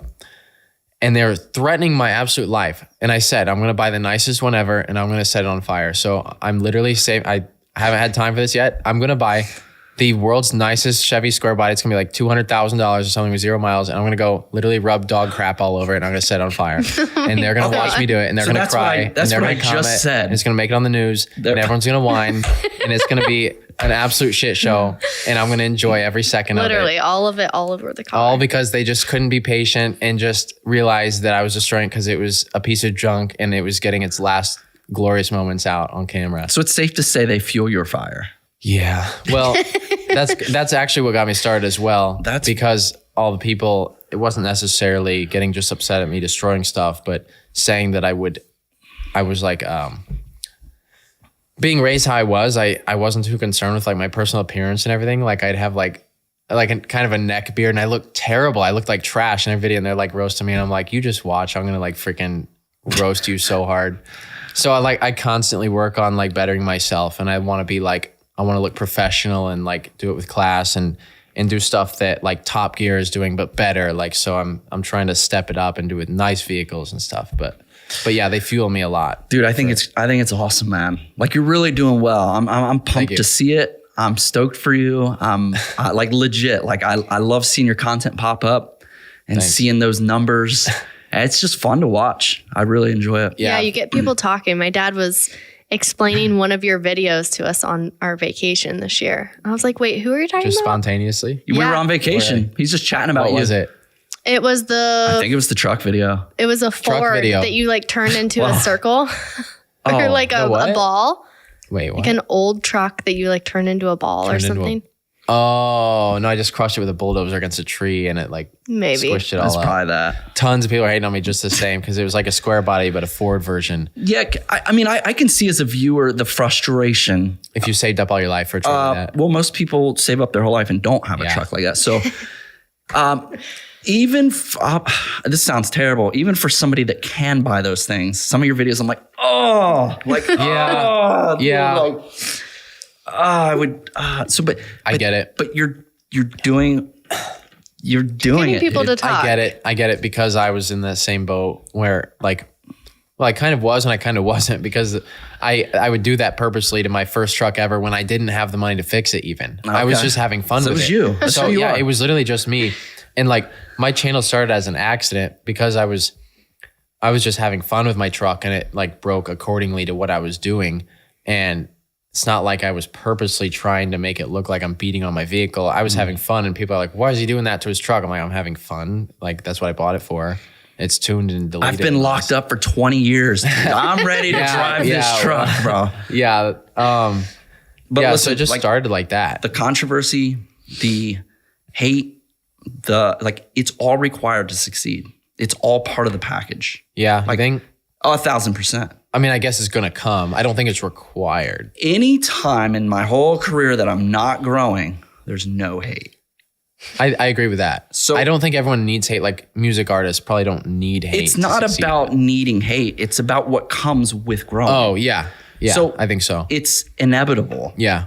If you have a channel right now and every comment is you're amazing. Yeah. I love you. They're not judging you. You have no new subscribers. You have no growth. I agree. So that's what I mean. I hate it when I get comfortable because people like me. You have to have people dogging on you, hating on you, making up crap about you because that is how you get the new eyeballs. Yep. These people are like, wait, I got to check this guy out. Yeah. He's that bad? Yeah. And then they go and they're like, this guy's not bad. Or they leave a bad comment. I agree. On the next 10 videos, but they watch them. My best example is going out in public. 13 years on YouTube.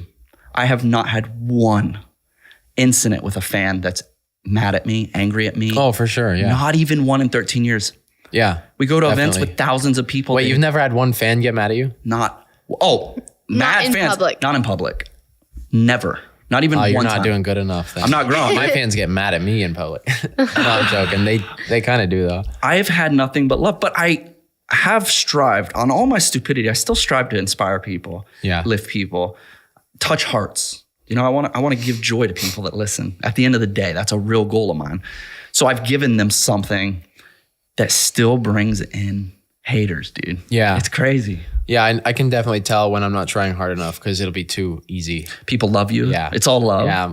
You start freaking out. I made an Instagram post and it was like all positive, inspirational stuff. And I'm like, delete it. I took it down. That's like, I'm not like a girl at Starbucks. I don't need your like positive reinforcement or me and personally anyways from people. But yeah, they're all like, oh, so motivational. I'm like, never mind. Get rid of that. See, I strive. I love it. I love helping people. Not that you wouldn't love helping somebody. Yeah, it's just not your style. I do love helping people, which is exactly why when I see injustice, I do my best to fix it. So like when my stuff was stolen. Now, I have tried helping other people, but I haven't succeeded yet with catching people who've done, like there was a hit and run incident and I found out where the person lived and I went to their house and we filmed the whole thing and it didn't quite, like I didn't really catch the person. Basically it was like a definite meth house and they were like probably gonna shoot through the door. So we like had to leave and the cops got called on us and everything. So I didn't post it, but I try to help other people catch people who wrong other people. If you call that a vigilante or whatever. Dude, you go hard with that stuff. Well, so that's what we're working on now is the guy who stole my dad's skid loader. So we have like a month to do this. We've been preparing all year. We have 50,000 flyers in a semi that we wrapped with $500,000 reward on the side. And there's a $500,000 award. 500,000. Yeah. There's a $500,000 award for the person who catches the people who stole my dad's skid loader. How are you going to know that it's the skid loader? Like for $500,000, you're going to have people faking skid loaders. Yeah. We'd have to prove it. So, I mean, definitely there would have to be some supporting evidence. And the 500,000 isn't for the skid loader itself. 500,000 is for the people. So, you know, you can kind of pick someone apart and tell not just that, but the 500,000 is the reward for if they're convicted. Does he have a serial number, VIN number? Yep. What's KV1. Don't say it. Don't say it. Why? Because then the person that returns it will have to match. Dude, it's posted all over. That's how you find the skid loader. They could track it through the system. KVO 250A 151795. I feel like somebody's going to make that. I've memorized that. Well, they may, but it's not for the skid loader. You'd have to really, but it's for whoever is convicted of it. So there is a statute of limitations. So basically, if you stole something 10 years ago, you're safe. No way. I didn't know that. How we get around that is someone who's stolen once has stolen again. So if they can be proven a crime within the last 10 years, they're caught. So I've done a little bit of research, but I'm going to catch this person. I've always sworn that I would. That's kind of like the ultimatum of my 15 years. Yep. This person might not even be alive. 15 years a month ago. Well, they're likely alive because they're in between the age of 33 and 65 because they haven't. It was stolen. Dude, you're going in on this. It was stolen in 2007. And a 17-year-old isn't going to steal a skid loader because it was in a storm and it was winched onto a trailer and a 17-year-old doesn't know how to do that. I'm assuming they're at least 25, but let's say they're 18. So probably 18 to, what's the oldest you'd steal? 70 maybe? At most? Yeah. At most? I don't know if a 70-year-old 60? 70's like 17. They're not unhitching a... 60? I don't know, dude. There's more than one guy. So let's say they're 20 to 60. So add 15 to that, you get 35 to 75 years old right now. So they're likely still alive for sure, unless they overdosed on meth. But age-wise, they're still alive. Yeah. But yeah, you never know what they could have gotten into. But the skid loader's still out there. And if there's more than one of them is likely still out there. So we're going to catch them. And we're distributing 50,000 flyers in the entire circumference surrounding the area it was stolen. And we're going to park the semi right there at the corner, cross somewhere it was stolen. And it says $500,000 award, 53 foot along the... You know that stuff's it's probably closer than you think. It could be. It could be. It was definitely like an operation though, because there was multiple people. So maybe it's trailered out. Dude, there's people that have been caught stealing equipment up there. Theft is huge up there. I don't know why. It is everywhere, I guess. But there was a guy caught for stealing equipment in the same area that was burying it in a hole out in the woods, and he covered the hole with branches, like, you know, a trap. And there was excavators, bulldozers in a hole. Someone found the hole and busted the guy, but this was before my dad's stuff was stolen, so likely wasn't them. Jeez. But yeah, it was just a skid loader was stolen, like when it was pouring down rain one night, like tornadoes. The same night a tornado went through my parents' yard, and the skid loader was stolen. You sure this tornado didn't take it? It was drag marks. And the cops that came out and measured the footprints of it and everything. So I know they're big boot size. We know. Like I'm onto them. I'm gonna catch them. I wish there was a camera or a picture, but 15 years ago, yeah, things are different now. Yeah, metal doesn't rust away that quick. The parts are there somewhere for sure. Even if they parted it out, you know. So it's there. Something's there to follow. $500,000. You're gonna have some. Yeah. You better have a lie detector. It's been 300,000 for a while though, and no one's. There was a guy that tracked one down with the same VIN, but it was off one digit. And we went there to Kansas and looked at it, and we found out it just wasn't it. We searched back the buy history and everything. Wasn't it? So that was our closest lead, because it was one digit off, and I forget why we found, or why we thought that it was the one. Oh, because the VIN had been scraped off and re-etched. So we thought they changed the 7 to a 1. So it wasn't it though. Dang. But not enough. We still have to catch a person, but it's going to be funny when we find the skid loader. Can you imagine after 15 years thinking you got away with it? Yeah. And when we do catch this person, we're not going to tell them that or the cops that we know who it is yet. And we're going to make their day very exciting very quickly. God, it's going to be like, everything is going to come down to this one moment where it's going to blow up. If I stole it, I'd be shaking right now. It's going to blow up when I find them. And I know they're still out there. Their family is still out there. And someone knows, because they would have told someone, hey, I got a skid loader tonight, babe. I can afford dinner tomorrow or whatever. I'm going to catch him. Yeah, I think you will. I think you're going to find the skid loader. And a lot of people were thinking, oh, he's just going to sissy out when he catches him or whatever. Because I gave the guy's wife back the money from the cameras that they destroyed when they stole my stuff. $1,600 in cameras. And so they brought out the money, and I was like, just keep it. But like, I only did that because his wife was there and she's crying, you know. It's like, okay, then I get you the people involved. I didn't give the money back to him. I gave it back to his wife. But the only reason I let that guy go fine is because from my perspective, it wasn't worth ruining his life even more over. I got 20 million views on the video. I didn't think that would happen. Wow. And I was like, you know what? You already have your punishment. There's no need to take this any farther. So, yeah. That's true. The guy who stole my dad's skid loader, though, I vowed I was going to make him cry. So, hey guys, got to pause real quick.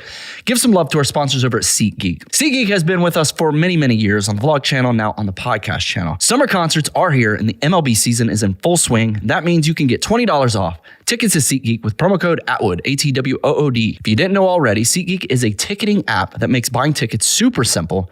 We've got the app on our phones, and it's by far the best way to buy tickets, period. From boxing to hockey to all sporting events, UFC, we have done it through SeatGeek. I love this app, genuinely use it ourselves all the time. SeatGeek wants to make sure you are getting a good deal. So when you're on the app, look for the green dots. Green means good. It's a good deal. Red means bad. And they've got the hookup for you guys. Use code Atwood for $20 off tickets at SeatGeek. That's $20 off your first purchase with promo code Atwood. Make sure to click the link in the description to download the app. And now back to the show. Yeah, so I don't know what you're going to title this. Maybe like... You tell me. You're the YouTuber now, dude. I'm well, you got a couple options. It's either like the whole religion, growing up with religion thing, or you could title it like catch a $500,000 award for the person who stole his stuff, or it could be like the Homeland Security incident. I like Homeland Security. Yeah. Well, I thought they were like a myth until I saw one in real life, you know? They like just spawn in. They spawn in. So this is at your house, your property? Well, all of it. Yeah. I have some friends that like weapons, and I acquired through some contacts an RPG. So that RPG is real. Yeah. Which requires a class 3 weapons license. Yes. Because it's a rocket propelled grenade. So obviously I get it. And it's in my passenger seat just driving home, and it's in the Lambo, and I'm holding it out the window as I'm going down my driveway. And I'm just like holding the RPG out, and the picture blew up. I got like 250,000 likes, and it looks like, I guess maybe it looks like I'm on a public road, kind of, because my driveway, it looks like a gravel road. Mm-hmm. So I posted trail cam pictures of it, me holding this RPG out, and then it's like leaning up against my car. And then a few days go by, and my girlfriend's like, hey, that undercover cop is parked at the end of the road again or whatever. And I'm like, yeah, they've really been monitoring that road. And then it's been like 4 days. And then she's like, hey, he's on our road now or whatever. The undercover cop is like 3 houses down from me. It's like this blacked out Tahoe with a couple antennas sticking up. And that one day in particular, I chose to ride my bike. And so I put my helmet on and I pull out, and he's facing towards me, and I drive away, and I'm like, don't turn around. And he's slow. I'm pulling out. I see him in the back, just slowly pulling out and turn around. I'm like, oh shoot. So I'm not going to say I like ran away because he wasn't after me, but I might have accelerated a little bit. So he like turns around, and I see him like a couple roads down. I can see through the trees. He's, coming down the road, and then he turns towards me again. He's definitely following me. I'm like, I don't look behind you because I don't have mirrors on my bike. I don't want to be like looking over my shoulder the whole time. Who's this guy? So I like get on the highway, and I'm just like in traffic, and I'm gone in a legal way. So I guess my property, and I keep looking over my shoulder then, and Seth is like, why? He gets there, and he's like, because he was behind me, he's like, why are you looking over your shoulder? I was like, oh, nothing. Just this undercover cop was parked there today. And I get a text from my sister. She's like, why are the police looking for you? And I'm like, why are the police? And I never talked to my sister that much. Like, we haven't had much contact. She's like, why are the police looking for you? I'm like, I get really nervous. I'm like, I don't think I've done anything. And I look at my voicemails, and this Homeland Security agent has been trying to call me for like 4 days. He's like, it's like, hey, I'm not going to reveal his name. Yeah. Because he was pretty chill. But he's like, hey, if you could call me back at this number, whatever. So I'm like, hey, that was probably you parked at the end of my road this morning. And he's like, yeah, we just got calls about a possible RPG that you might own. And I was like, oh yeah, you're welcome to come look at it. I was like, oh, okay, just the RPG. I was like, you're welcome to come look at it. And just the RPG. Thank God it's nothing else. So, he doesn't know about all the other stuff. So, I was like, yeah, you're welcome to come look at it. So I gave him my address, and I met him at the end of the road. Now, this is funny. I have those Toyota Hiluxes that are like they use in Iran. Right. So I like throw the RPG in the bed, and I drive down to the end of my driveway, and I'm sitting there with it, and this sheriff pulls up. He drives by, and I wave him, and he like comes back, and I'm like, were you called here or something? He's like, well, yeah, there was a call, but it was dismissed a little bit ago. I'm like, was it Homeland Security? He's like, oh yeah, it was right here. It says on his computer, it's like Homeland Security support request or whatever. I'm like, what, you calling like backup on me? So, and then he got like another message real quick that was like, get a picture with that guy. And he says the ETA is like 8 minutes. So Homeland Security pulls up, and then I get out the RPG, and this neighbor drives by, and he sees Homeland Security, this cop, and me with the RPG and like my Hilux. And I got a call from my neighbor. He's like, yeah, he was like, shit's going down over there, huh? And I was like, oh, he was just looking at it. He was making sure that it was like deactivated. So basically there's like stuff welded in it to make sure you can't like, could you maybe recreate it to work again? Maybe. For sure.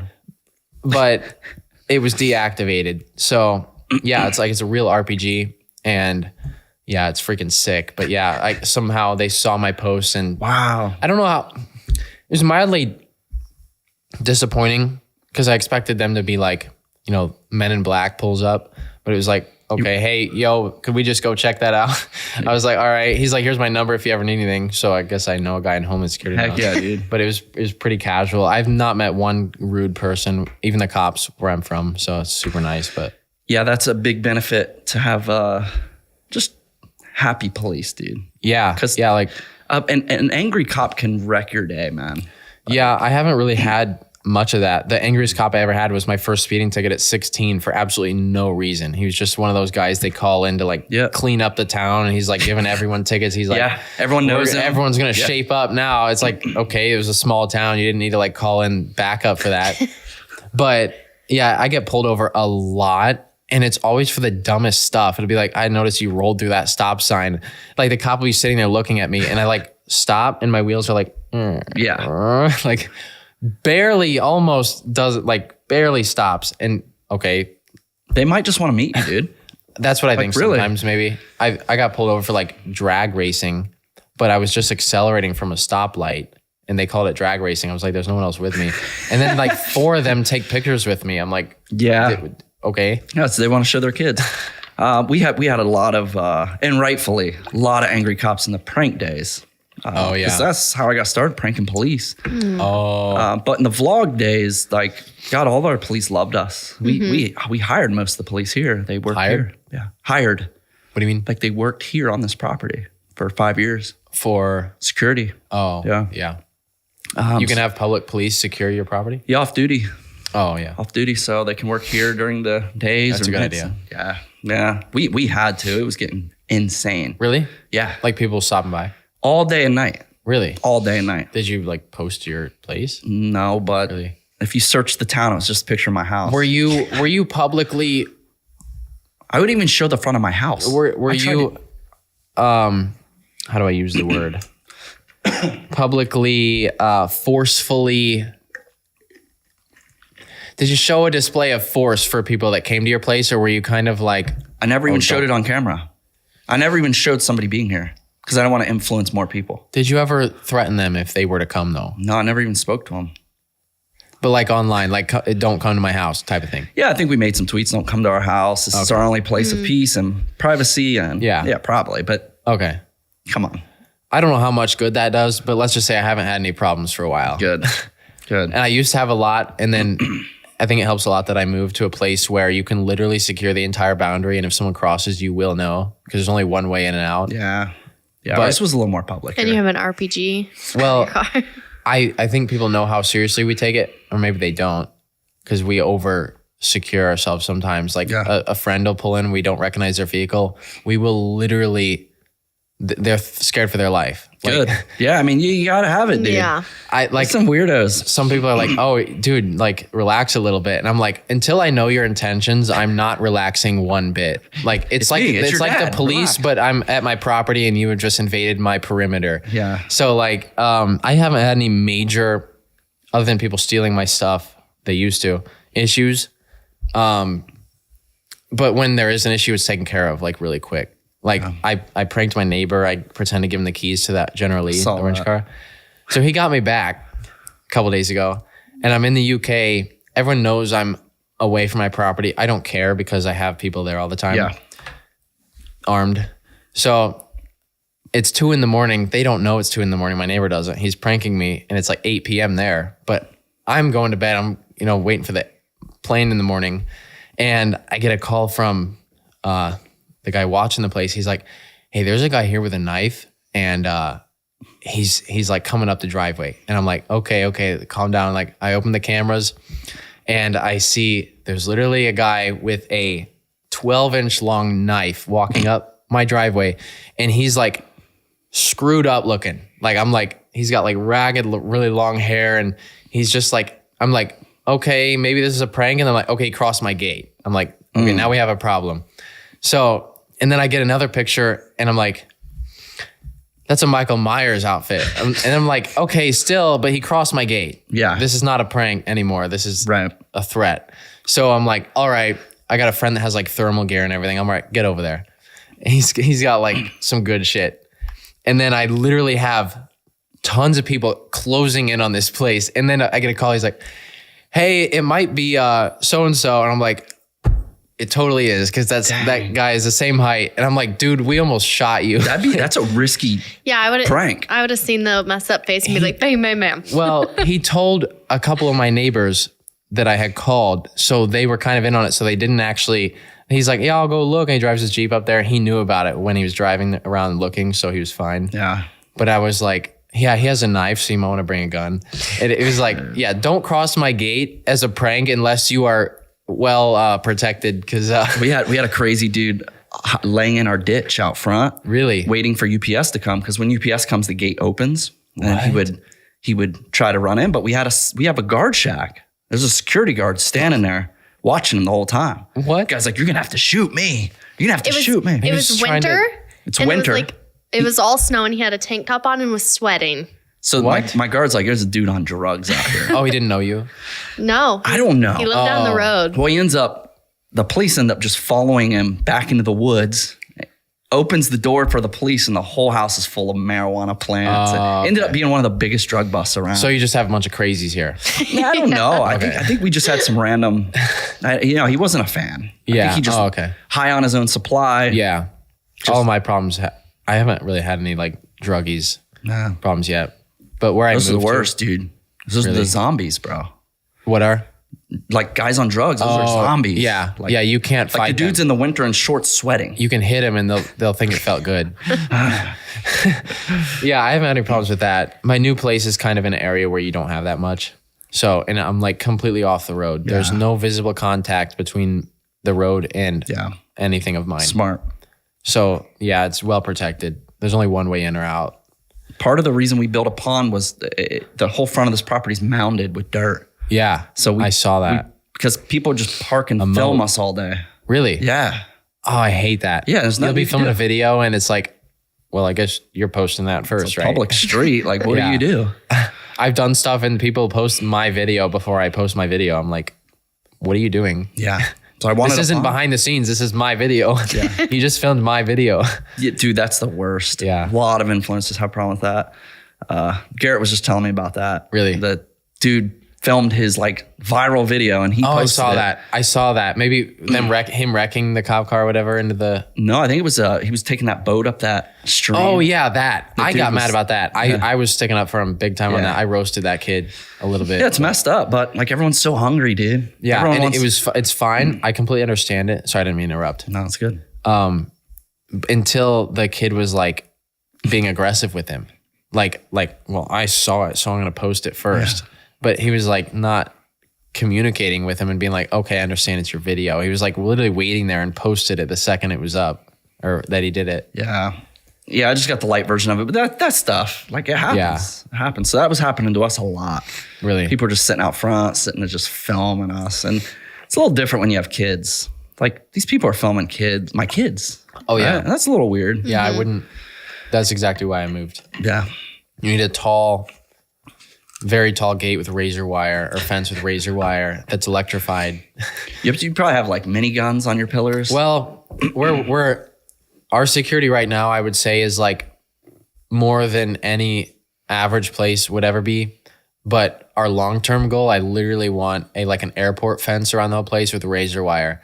And then the gate we're working on it right now is made out of I-beams. So it's like 12 inches thick, solid steel, and then opens with a hydraulic cylinder. It's so a castle door. You want it in there, you're going to have to literally break into prison. Like the gate is 2,000 pounds. The thing with having even a fence is if you see someone in the fence, they've already crossed. Infiltrated your perimeter. They've crossed the line. That's where the landmines come in. Yeah.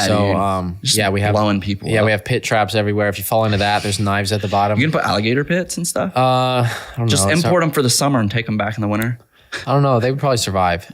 Yeah, we've been running some trials. They seem to be doing okay. So Garrett could help you with gators, dude. Yeah. Yeah, security's not really that relatable for a lot of viewers because it's such a weird. It's not usually a problem. Such a weird need. Yeah. You know, like I used to be concerned about my airspace, so I would obviously if someone's flying over your land, it's okay until they're at an altitude where it's like you don't need to fly that low. Yeah. Like, what are you doing? Yeah.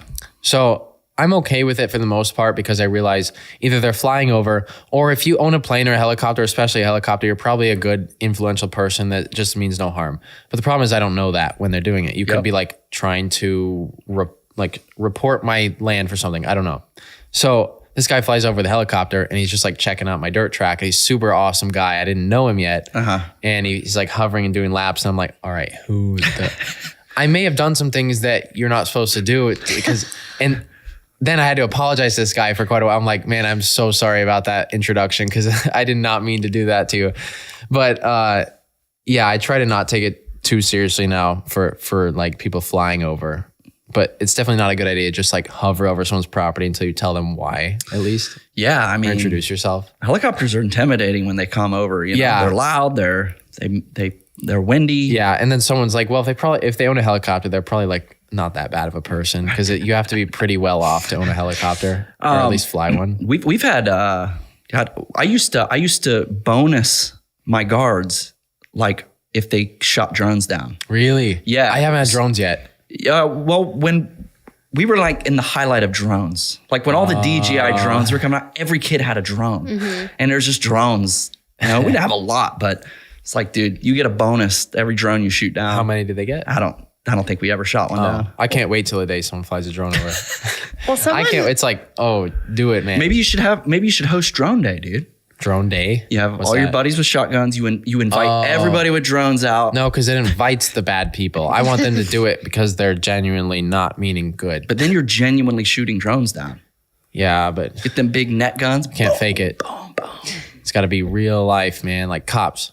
God, real life, dude. There was a guy that landed on our property was it like a parasail? Dude, there's like Iron Man. There's a lot of that. This dude's 19 GoPros on. He's like, Garrett had that happen at his track. And I actually waved him down. I was like, dude, you got to land here. Like, cool dude. Oh, so you invite him in? No, it was After not he invited. Circled 10 times. He's like hitting our ramp over the pond and shooting up. Without you inviting him? And he landed. He's like, oh man, I know you. And I'm like, come on, dude. You knew me before. Come on, dude. Yeah. You've got GoPros everywhere. And ended up being a cool dude. Like super cool. He didn't post any of the footage. He was like, yeah, he was legit. Okay. Yeah. Chill. Yeah, man, the story. Yeah, I'm okay with people politely introducing themselves to me from like the outside as long as they are normal and like as long as I can tell they do not mean harm. Like you have to be very straightforward with your intentions, but don't come on my property unless you have an invite. That's all I have to say to everyone. Yeah. Not a good idea.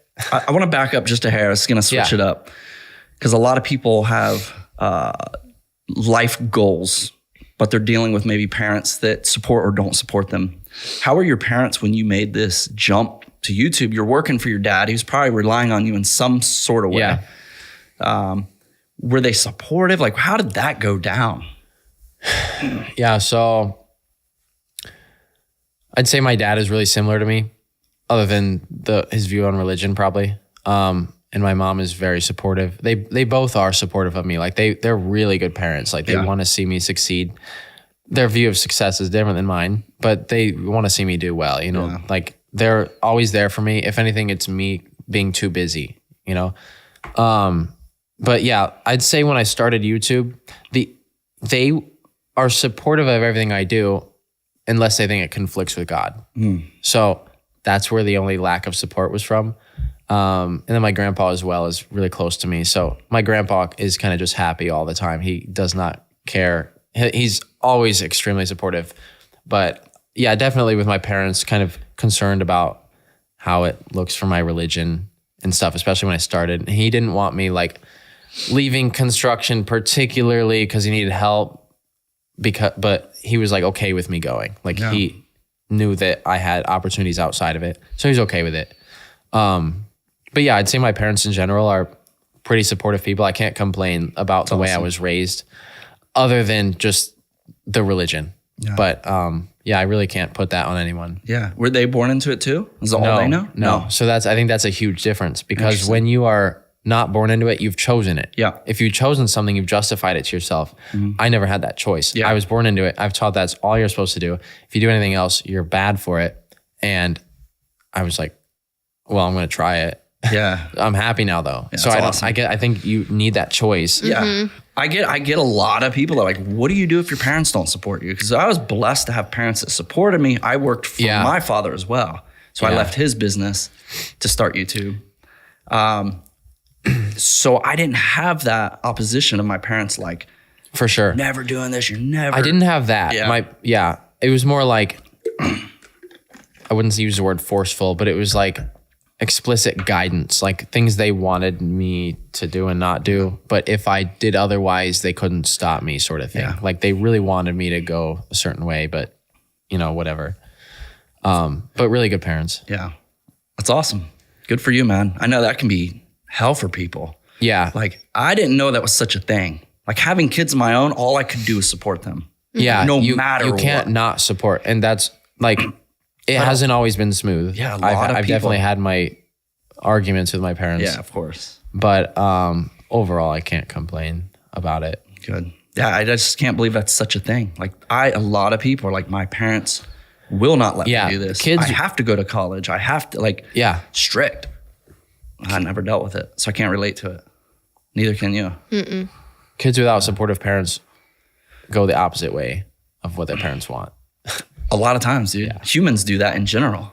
Like we like to be like you like to do what you're told not to do. Mm-hmm. Like this is just a human nature. I don't know. It's part of us. Yeah. Part of our system, our brain. Anything else? What's going on? Feel like you've shared your whole life with us. This is it. I'm leaving out a lot, honestly. I'd say, okay, well, long-term goals. My short-term goals is just to improve myself every day. Like I want to improve my health, my networking skills with other people. I want to make like friends that improve, like there's a mutual beneficial relationship. Yeah, man. And I want to be I want to perfect like what I do. But I'd say long-term, I want to Bugatti. Just a Bugatti. That's it. I've been wanting this for a while. From the beginning, we started out with shit boxes, and I was like, someday, man. I thought that was a tank. I had one tiny little. I said it was my first podcast. I had one. It was like super small, and I said long term I wanted a tank. That was 2 years ago, and I've already got a tank. Like, you gotta keep upping your goals. So I don't know, maybe a Bugatti, but maybe that's next year. They're $3 million, which is a lot. That's the one you want, because they're not all $3 million, no?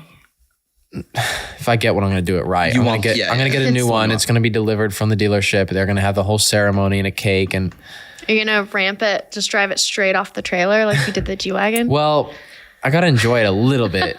It'll be my first Bugatti. Would your all-time plan be to destroy that car? Yeah. So oh, no.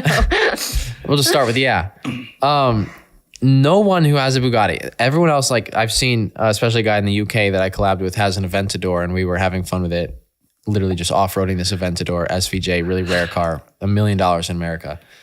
But people who have Bugattis aren't like that. They buy Bugatti to drive to like the art museum. They put it in their garage. But they drive it to really big social events or something where they want the restaurant opening. They usually own restaurants, or they own a huge hotel, or they'll pull up to their hotel in it. Like they drive it for a huge status symbol. No one who owns a Bugatti drives it, maybe other than Andrew Tate, drives it to Bob Evans. They're not going to leave it running outside while they go get their coffee in the gas station. You're going to go get groceries. I'm going to use the Bugatti more than anyone has ever driven a car. And everyone's talking about, oh, you probably know Stradman. Car YouTuber with the purple cars, has purple cars. All right. He bought a Bugatti. It was a used one that somehow came in a crate. I don't know how it came in a crate used. I think he built the crate, but, and everyone's joking about how you're going to have the Veyron with the most miles on it ever. 1,000 miles may sound like a lot for Bugatti, but that's not a lot of miles. I'm talking 300,000 miles. Like, I want to drive it until like the leather seats are tearing. Like, it's going to have genuine, but it's, it'll be something that kind of stays on the channel so people can see what happens if you were to literally not just drive it. Like, I might, Everyday driver. Go mudding with it and stuff. But yeah, so no one's done that with a Bugatti yet. So we're gonna do that with it'd be $4.5 million car. God, dude. That's kind of the end game for the cars. Because you could get a more expensive one, but at that point it's just stupid. It's like a status symbol. I feel like you're gonna hit that goal quicker than you think. Yeah, I mean, I could hit it right now if I'd sell everything I owned, but I can't do that. So keep doing what you're doing, and yeah. Well, I thought that would be like Lambo or something, but everyone who has a Lambo is actually very oriented towards people like me who just want to drive fast. That's what those cars are made for. So it'd have to be with something that no one would ever do, and I think that's a Bugatti. Plus, Lambos are common. More common. They are, right? I didn't realize how common they were. Yeah. I thought no one had a Lambo when I first started. Now I realize everyone has Lambos. Yeah. There's a lot of Lambos. Yeah. So Bugatti, it's rare. Those things I've seen aren't two they Bugatti. hand built? I've seen one in my life. They're hand built. Yeah. So this thing is like one of a kind. I actually just realized I don't have much time because they just stopped producing their engine, their internal combustion engine. So the W16. Was it going electric? Yeah, I think hybrid. So they stopped producing their W16 engine. It's like 2 V8s. So they stopped producing that. So I'm going to have to jump on that actually before the last one sells, but it'd be like the last one ever made. That would be epic. But yeah, that's one goal. I thought about getting into aviation, but I'd kill myself so fast. It's not even funny. I just bought a helicopter. Really? Yeah. A real one? Yeah, a real one. What kind? Yeah. It's an R66 Robinson turbine. Ooh, don't do any tricks. Rolls Royce, right? No, my goal is to, and in a circle of mine, it's my like training helicopter. Yeah. So I'm going to train with it for like 2 years, and then I'm going to Black Hawk. get a different helicopter. Yeah. Yeah, I'm looking at all kinds of helicopters, but I'm going to train in this one. I actually love the helicopter. It's amazing. Yeah, they're good helicopters as long as you're not like backflipping. You can't do like no G-force stuff. No. Yeah. Low G pushovers. Yeah, it says no low G pushovers on the handle. Yeah, you'll trim off your tail, which is so stupid. The fact that Isn't that crazy that that's a real thing? Sell it like that. Why would you ever do that? It's so dumb. I've got to imagine it's harder than it looks because I see dudes online doing crazy crap in them. Yeah, the guy that was flying over my property. No, I don't want to. Anyways. But yeah, I've been training for the last 2 months. And like flying. Yeah, I love it. I love flying too. I've gotten to fly a couple, but I was like, I better not be in here alone or I will do some stupid stuff.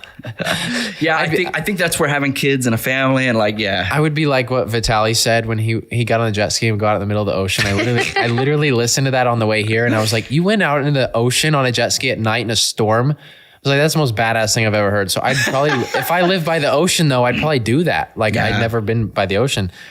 But yeah, I'd totally get in the helicopter and like do some stupid crap and just have a little too much fun and probably wreck. So I better not get one. Well, it happens. It definitely happens. I'm trying to be as professional as possible, for sure. What do you mean? I'm trying to take my time.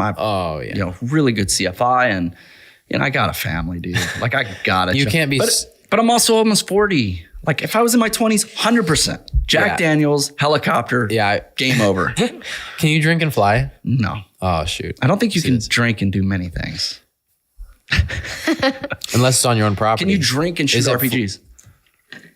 Yeah, if it's on your own property. See, what if you're flying on your own property, though? When is it not your property? Yeah, when is it not your property? When you're in airspace, right? 1 foot off the ground? I don't know. When you're on the ground. You think once you get an inch off the ground, it's not your property anymore? I don't know. I don't know how that works. I'll have to ask my CFI when we can drink and fly. Totally. I'll do that on my solo. Question. So right as we were, I think it was before, but the internet kind of came off as right as we were signing to be part owners of Bunker Branding. Oh, yeah. You left. Just because we didn't like each other. Yeah, I heard you were That's what the internet saw. I was like, I cannot do this. What timing, dude? Yeah, it was funny. Of course, everyone immediately assumed, just like with relationship stuff, they're like, oh, he has something against Roman or he doesn't like Matt. It's such a great example of the internet, though. Yeah, it's funny. But yeah, I know I just left because my long-term goal was to have my own, like kind of on my videos, I wanted to go in my own way and completely independent. Yeah. And that's what I've always wanted to do. So like I wanted to have my own say over how my, like the fabric is cut and how the specialized merch. You're doing very specialized merch. Yeah. And I always wanted to just branch off and do my own thing. Yeah. Bunker was very, very good though to me. So I don't have anything negative to say other than that Matt is freaking stupid and you're stupid. Well, if we can all get along one day, maybe we did merch on our own, like very strict for our whole career. What do you mean? Like Smile More was our merch. Oh yeah. And we did that in this building.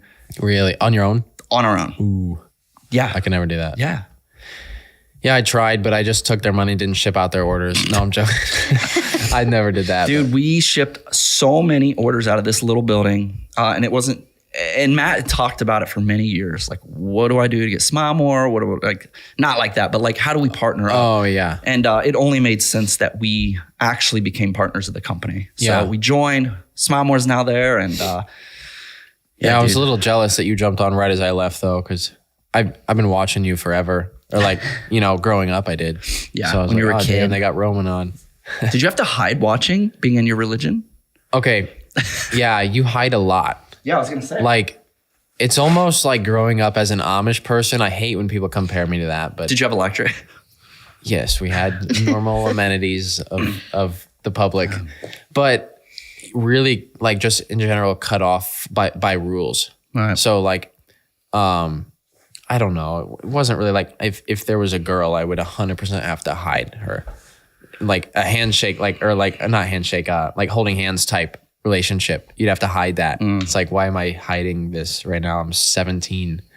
But yeah, no, you definitely would hide. Did you watch my videos hiding? Oh, no. You didn't. I wouldn't say I'd have to hide something like that. I was a good. Unless you cussed. If you said hell, no.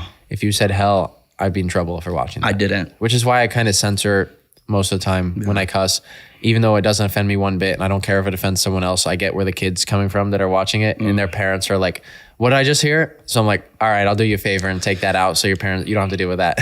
Yeah. My theory has always been like, why not maximize your audience? Yeah. Right. Like, especially making cool car videos. Like it sucked to be that kid that can't watch that cool video. Yeah. Just because of that. Yeah. You know? So just to err on the side of caution, to help the kids out that have to worry about that, I just take it out. Yeah. Even though it doesn't offend me one But it also bit. doesn't That affect is your smart. video. No, not really. That's cool. No. I respect that. We were full rated R for many, many years. Full blown rated R. Really? Yeah. We're going back. We're going back. No, I'm just kidding. Just kidding. We're all going to say the F word on 3. We moved in once the kids started aging a little bit. I felt I was more of me not cussing. Like it felt more genuine. Yeah. To not cuss. Yeah, same. I feel like it's a really over obvious statement that you're trying to like assert your vocal authority over someone when you cuss. And it's like, okay, we get it. Like you're all tough guy and everything. Yeah. It's just But I was corny. also building this family audience. I wanted families to have a safe place to go. There wasn't a lot of people creating safe content. Yeah. And I strive to be that person. For sure. So when I notice moms and dads saying, dude, thanks for giving my kid good content. That was a big eye opener. Then I had some parents say they stopped watching my stuff because of a certain way I did something. And I'm like, guess you're going to have to be a little less sensitive. Have you had any online, what's it called? Where you basically get like 100,000 signatures to remove you off YouTube? Oh yeah. Every day I shout them out. I'll repost it. Yeah. We used to, I love that. I used to get so many. Really? Yeah. Back in the prank days, like angry mothers and God, it was so crazy. Get this guy off YouTube. Yeah. Some guy's got something going and I just repost it every time he posts it. That's great. I'm like, okay, go sign it. That's great. Yeah. They all just make us bigger. Thank you. Yeah. Thanks for a new audience. But yeah, those were crazy times, man. It's nice to be the old guy on YouTube now. Really? Yeah. I enjoy seeing you guys killing it. Yeah. So it's kind of like the same from my perspective. That's why I was asking you what made you stop your main channel and start something new. Was it just you getting bored kind of? Are you talking about like daily vlogging? Or starting your like prank channel and starting the vlog channel and then stopping that and starting this or whatever you're still going with? Yeah, it was really just like the podcast. Everyone's like, just make it on your channel. You have tons of subscribers. For me, like the most exciting part was having 0 subscribers. Like that is so fun. That's way more fun than trying to milk your previous audience. And I wanted a core podcast audience, like a new audience. Yeah, podcast you kind of have to. Yeah, like more of a, chill, sit down, hang out for an hour. It's a whole different purpose. It's like Spotify versus YouTube type thing. Yeah. So that was the podcast move. And like, just, I feel like with my age, I'm just spot on for like an older audience. And like my viewers like you have grown up. You're in your mid 20s now. Yeah. You watched me as a kid. Yeah. So seriously. it's like, that's my audience. That's one thing that everyone would, or that I would notice, is that all the people who went viral and blew up kind of, I don't want to use the word faded out, but if you don't know where they're at now, it looks like they faded out. For sure. And, you know, retired and stopped. And it's like, did they just lose motivation or lose their ideas? And I always thought, I'm like, I hope that doesn't happen to me. And then I'm like, okay, I kind of see how that could happen because I'm getting comfortable and I'm like, okay, I can afford a nice house now and I can take a little longer break and I can, and then it's like, okay, do I sacrifice the enjoyment of life to just stay on top all the time, or do I chill out for a little bit and just kind of enjoy life? Right. And I'm like, well, maybe I can fix both of those if I diversify enough to where I enjoy what I'm doing all the time. So that's why my videos they're mostly automotive, but especially like the catching thieves and stuff. I really enjoy that. So I'm trying to somewhat branch out. And then I did like a shoe durability review. So next one is like the most durable work boot. It's got spikes and everything on it. So I'm trying to diversify a little bit so I don't get bored of what I'm doing. Yeah. That's great, man. And you are the entertainment, right? What do you mean? You are. Oh, you mean why people watch? Yeah. So anybody can go destroy a car, dude. I guess. You are the entertainment, and that's why you'll be able to diversify. It's just, I guess, yeah. Yeah. I mean, people like the personality that you're like, and if you're not thinking that way, you should. Yeah. You are the entertainment. Yeah, no, I realize that because one video, someone's like, why are you talking so much? And then the next video, I talked a little less, and it did terrible. Everyone's like, where's all the jokes and everything? Yeah, it was always, not always, but like daily vlogging, you're talking to a camera a lot. Yeah. And it always sometimes felt very awkward. And then the days I didn't do that, they're like, dude, why aren't you talking to us? Like what? Like that was where we connected. That's where me and the viewer connected and built that. Yeah, it might be the same to you every day, but to them, it's like, all right, what's Roman up to? Yeah, this new fresh. So for me, yeah, definitely a bit burnt out, man. Like we did it a long time. Like some days I look at, most days, 99% of days, if I see my vlog camera, it's just like, I want to throw up, dude. Like, is that why you threw it out of the car today? Yeah, I get today, that. I brought a vlog camera. It fell out of the car and broke here today. So being the era that you filmed in, everyone used those cameras with the little flip screen. Yeah. Right? Okay. So I think everyone now is using iPhones. I know. And it feels so awkward. I have a stack of literally 25 iPhones because by the time we're done filming with them, they're all beat up and they're full of footage. And the new iPhone has already came out. So we just getting brand new upgrades. And I have a stack of phones with all this footage on it. So you use a lot of iPhones? That's all we use, yeah. That is a new thing. For really important B-roll, like the G-Wagon video and stuff, we use HD, like A7. Yeah. And low light, like tons of settings. Oh, your B-roll looks so good. We started that because there's a perfect balance between... All right, here I go, giving up some of my secrets. Let's hear it. It's the only secret I'm going to give up, besides doing whatever the hell you want. There's a big boundary or a big difference between using HD footage on something that's not even remotely cool whatsoever, and then using HD footage on something that is insane. So I try to use iPhone footage on like maybe talking or something that's like casual. And then when shit goes down, get out the HD. Like this needs to be 4K. Like you need to see this for how it is, like real life. Yeah. But if you have that while you're like talking to it, sometimes it gets weird. Like it's like, okay, why do we need to see the hairs on your face? It also steal a little of the show of the cool stuff. Yeah, because it does. Visuals are everything. Yeah. No one else does that. That's my only secret I'll give up. That's awesome. Good for you, dude. I mean, I think that you have a very unique style. Like, thank you. I know you said something at the track that was really funny. You said something about like, you know, you succeeded on YouTube without anybody. Oh, and then I copied you because you succeed already. But my first thought was like, it's not. I don't think that's true at all. You have a very original vibe. No, it was just a joke. I know. I know I'm better than you. You're so much better than me. But not. I think it's cool. Maybe that imagery helps the viewers imagery? see the difference between the iPhone Oh, while yeah. we're hanging out, chatting, Yeah, banging for on sure. the car versus that slow-mo cinematic. Extremely OCD about everything I do. Like if it's the slightest frame or slight shade of color off, sometimes I don't have a choice because I'm running out of money and I'm like, we got to put this up regardless. I don't care. Just get it out of here. But you can tell when a video turns out immaculate. Like I would say the perfect video for me takes 2 months from beginning to end to film and get it done properly with good music that's not copyright free garbage. I want to have it done right. I want it to be like as if you would see it on a TV show. Yeah. So A production. yeah, but like in a funny way, like American Top Gear style. Yeah. Well, So you're doing that's it, what we aim for. Yeah. Every time. It's fantastic. But I love it. I love it, man. thank you. I can't wait to see where you're going next. Probably jail. Yeah, I'll be excited if I do. I've never been to jail. That's one thing that is on my bucket list, actually. Can I take the Bugatti while you're in jail? Because you're going to need If I miles have it put by on then, it. So you're going to need somebody to put miles on it. yeah, I don't see why I wouldn't have a Bugatti by a couple months from now. So, Yeah.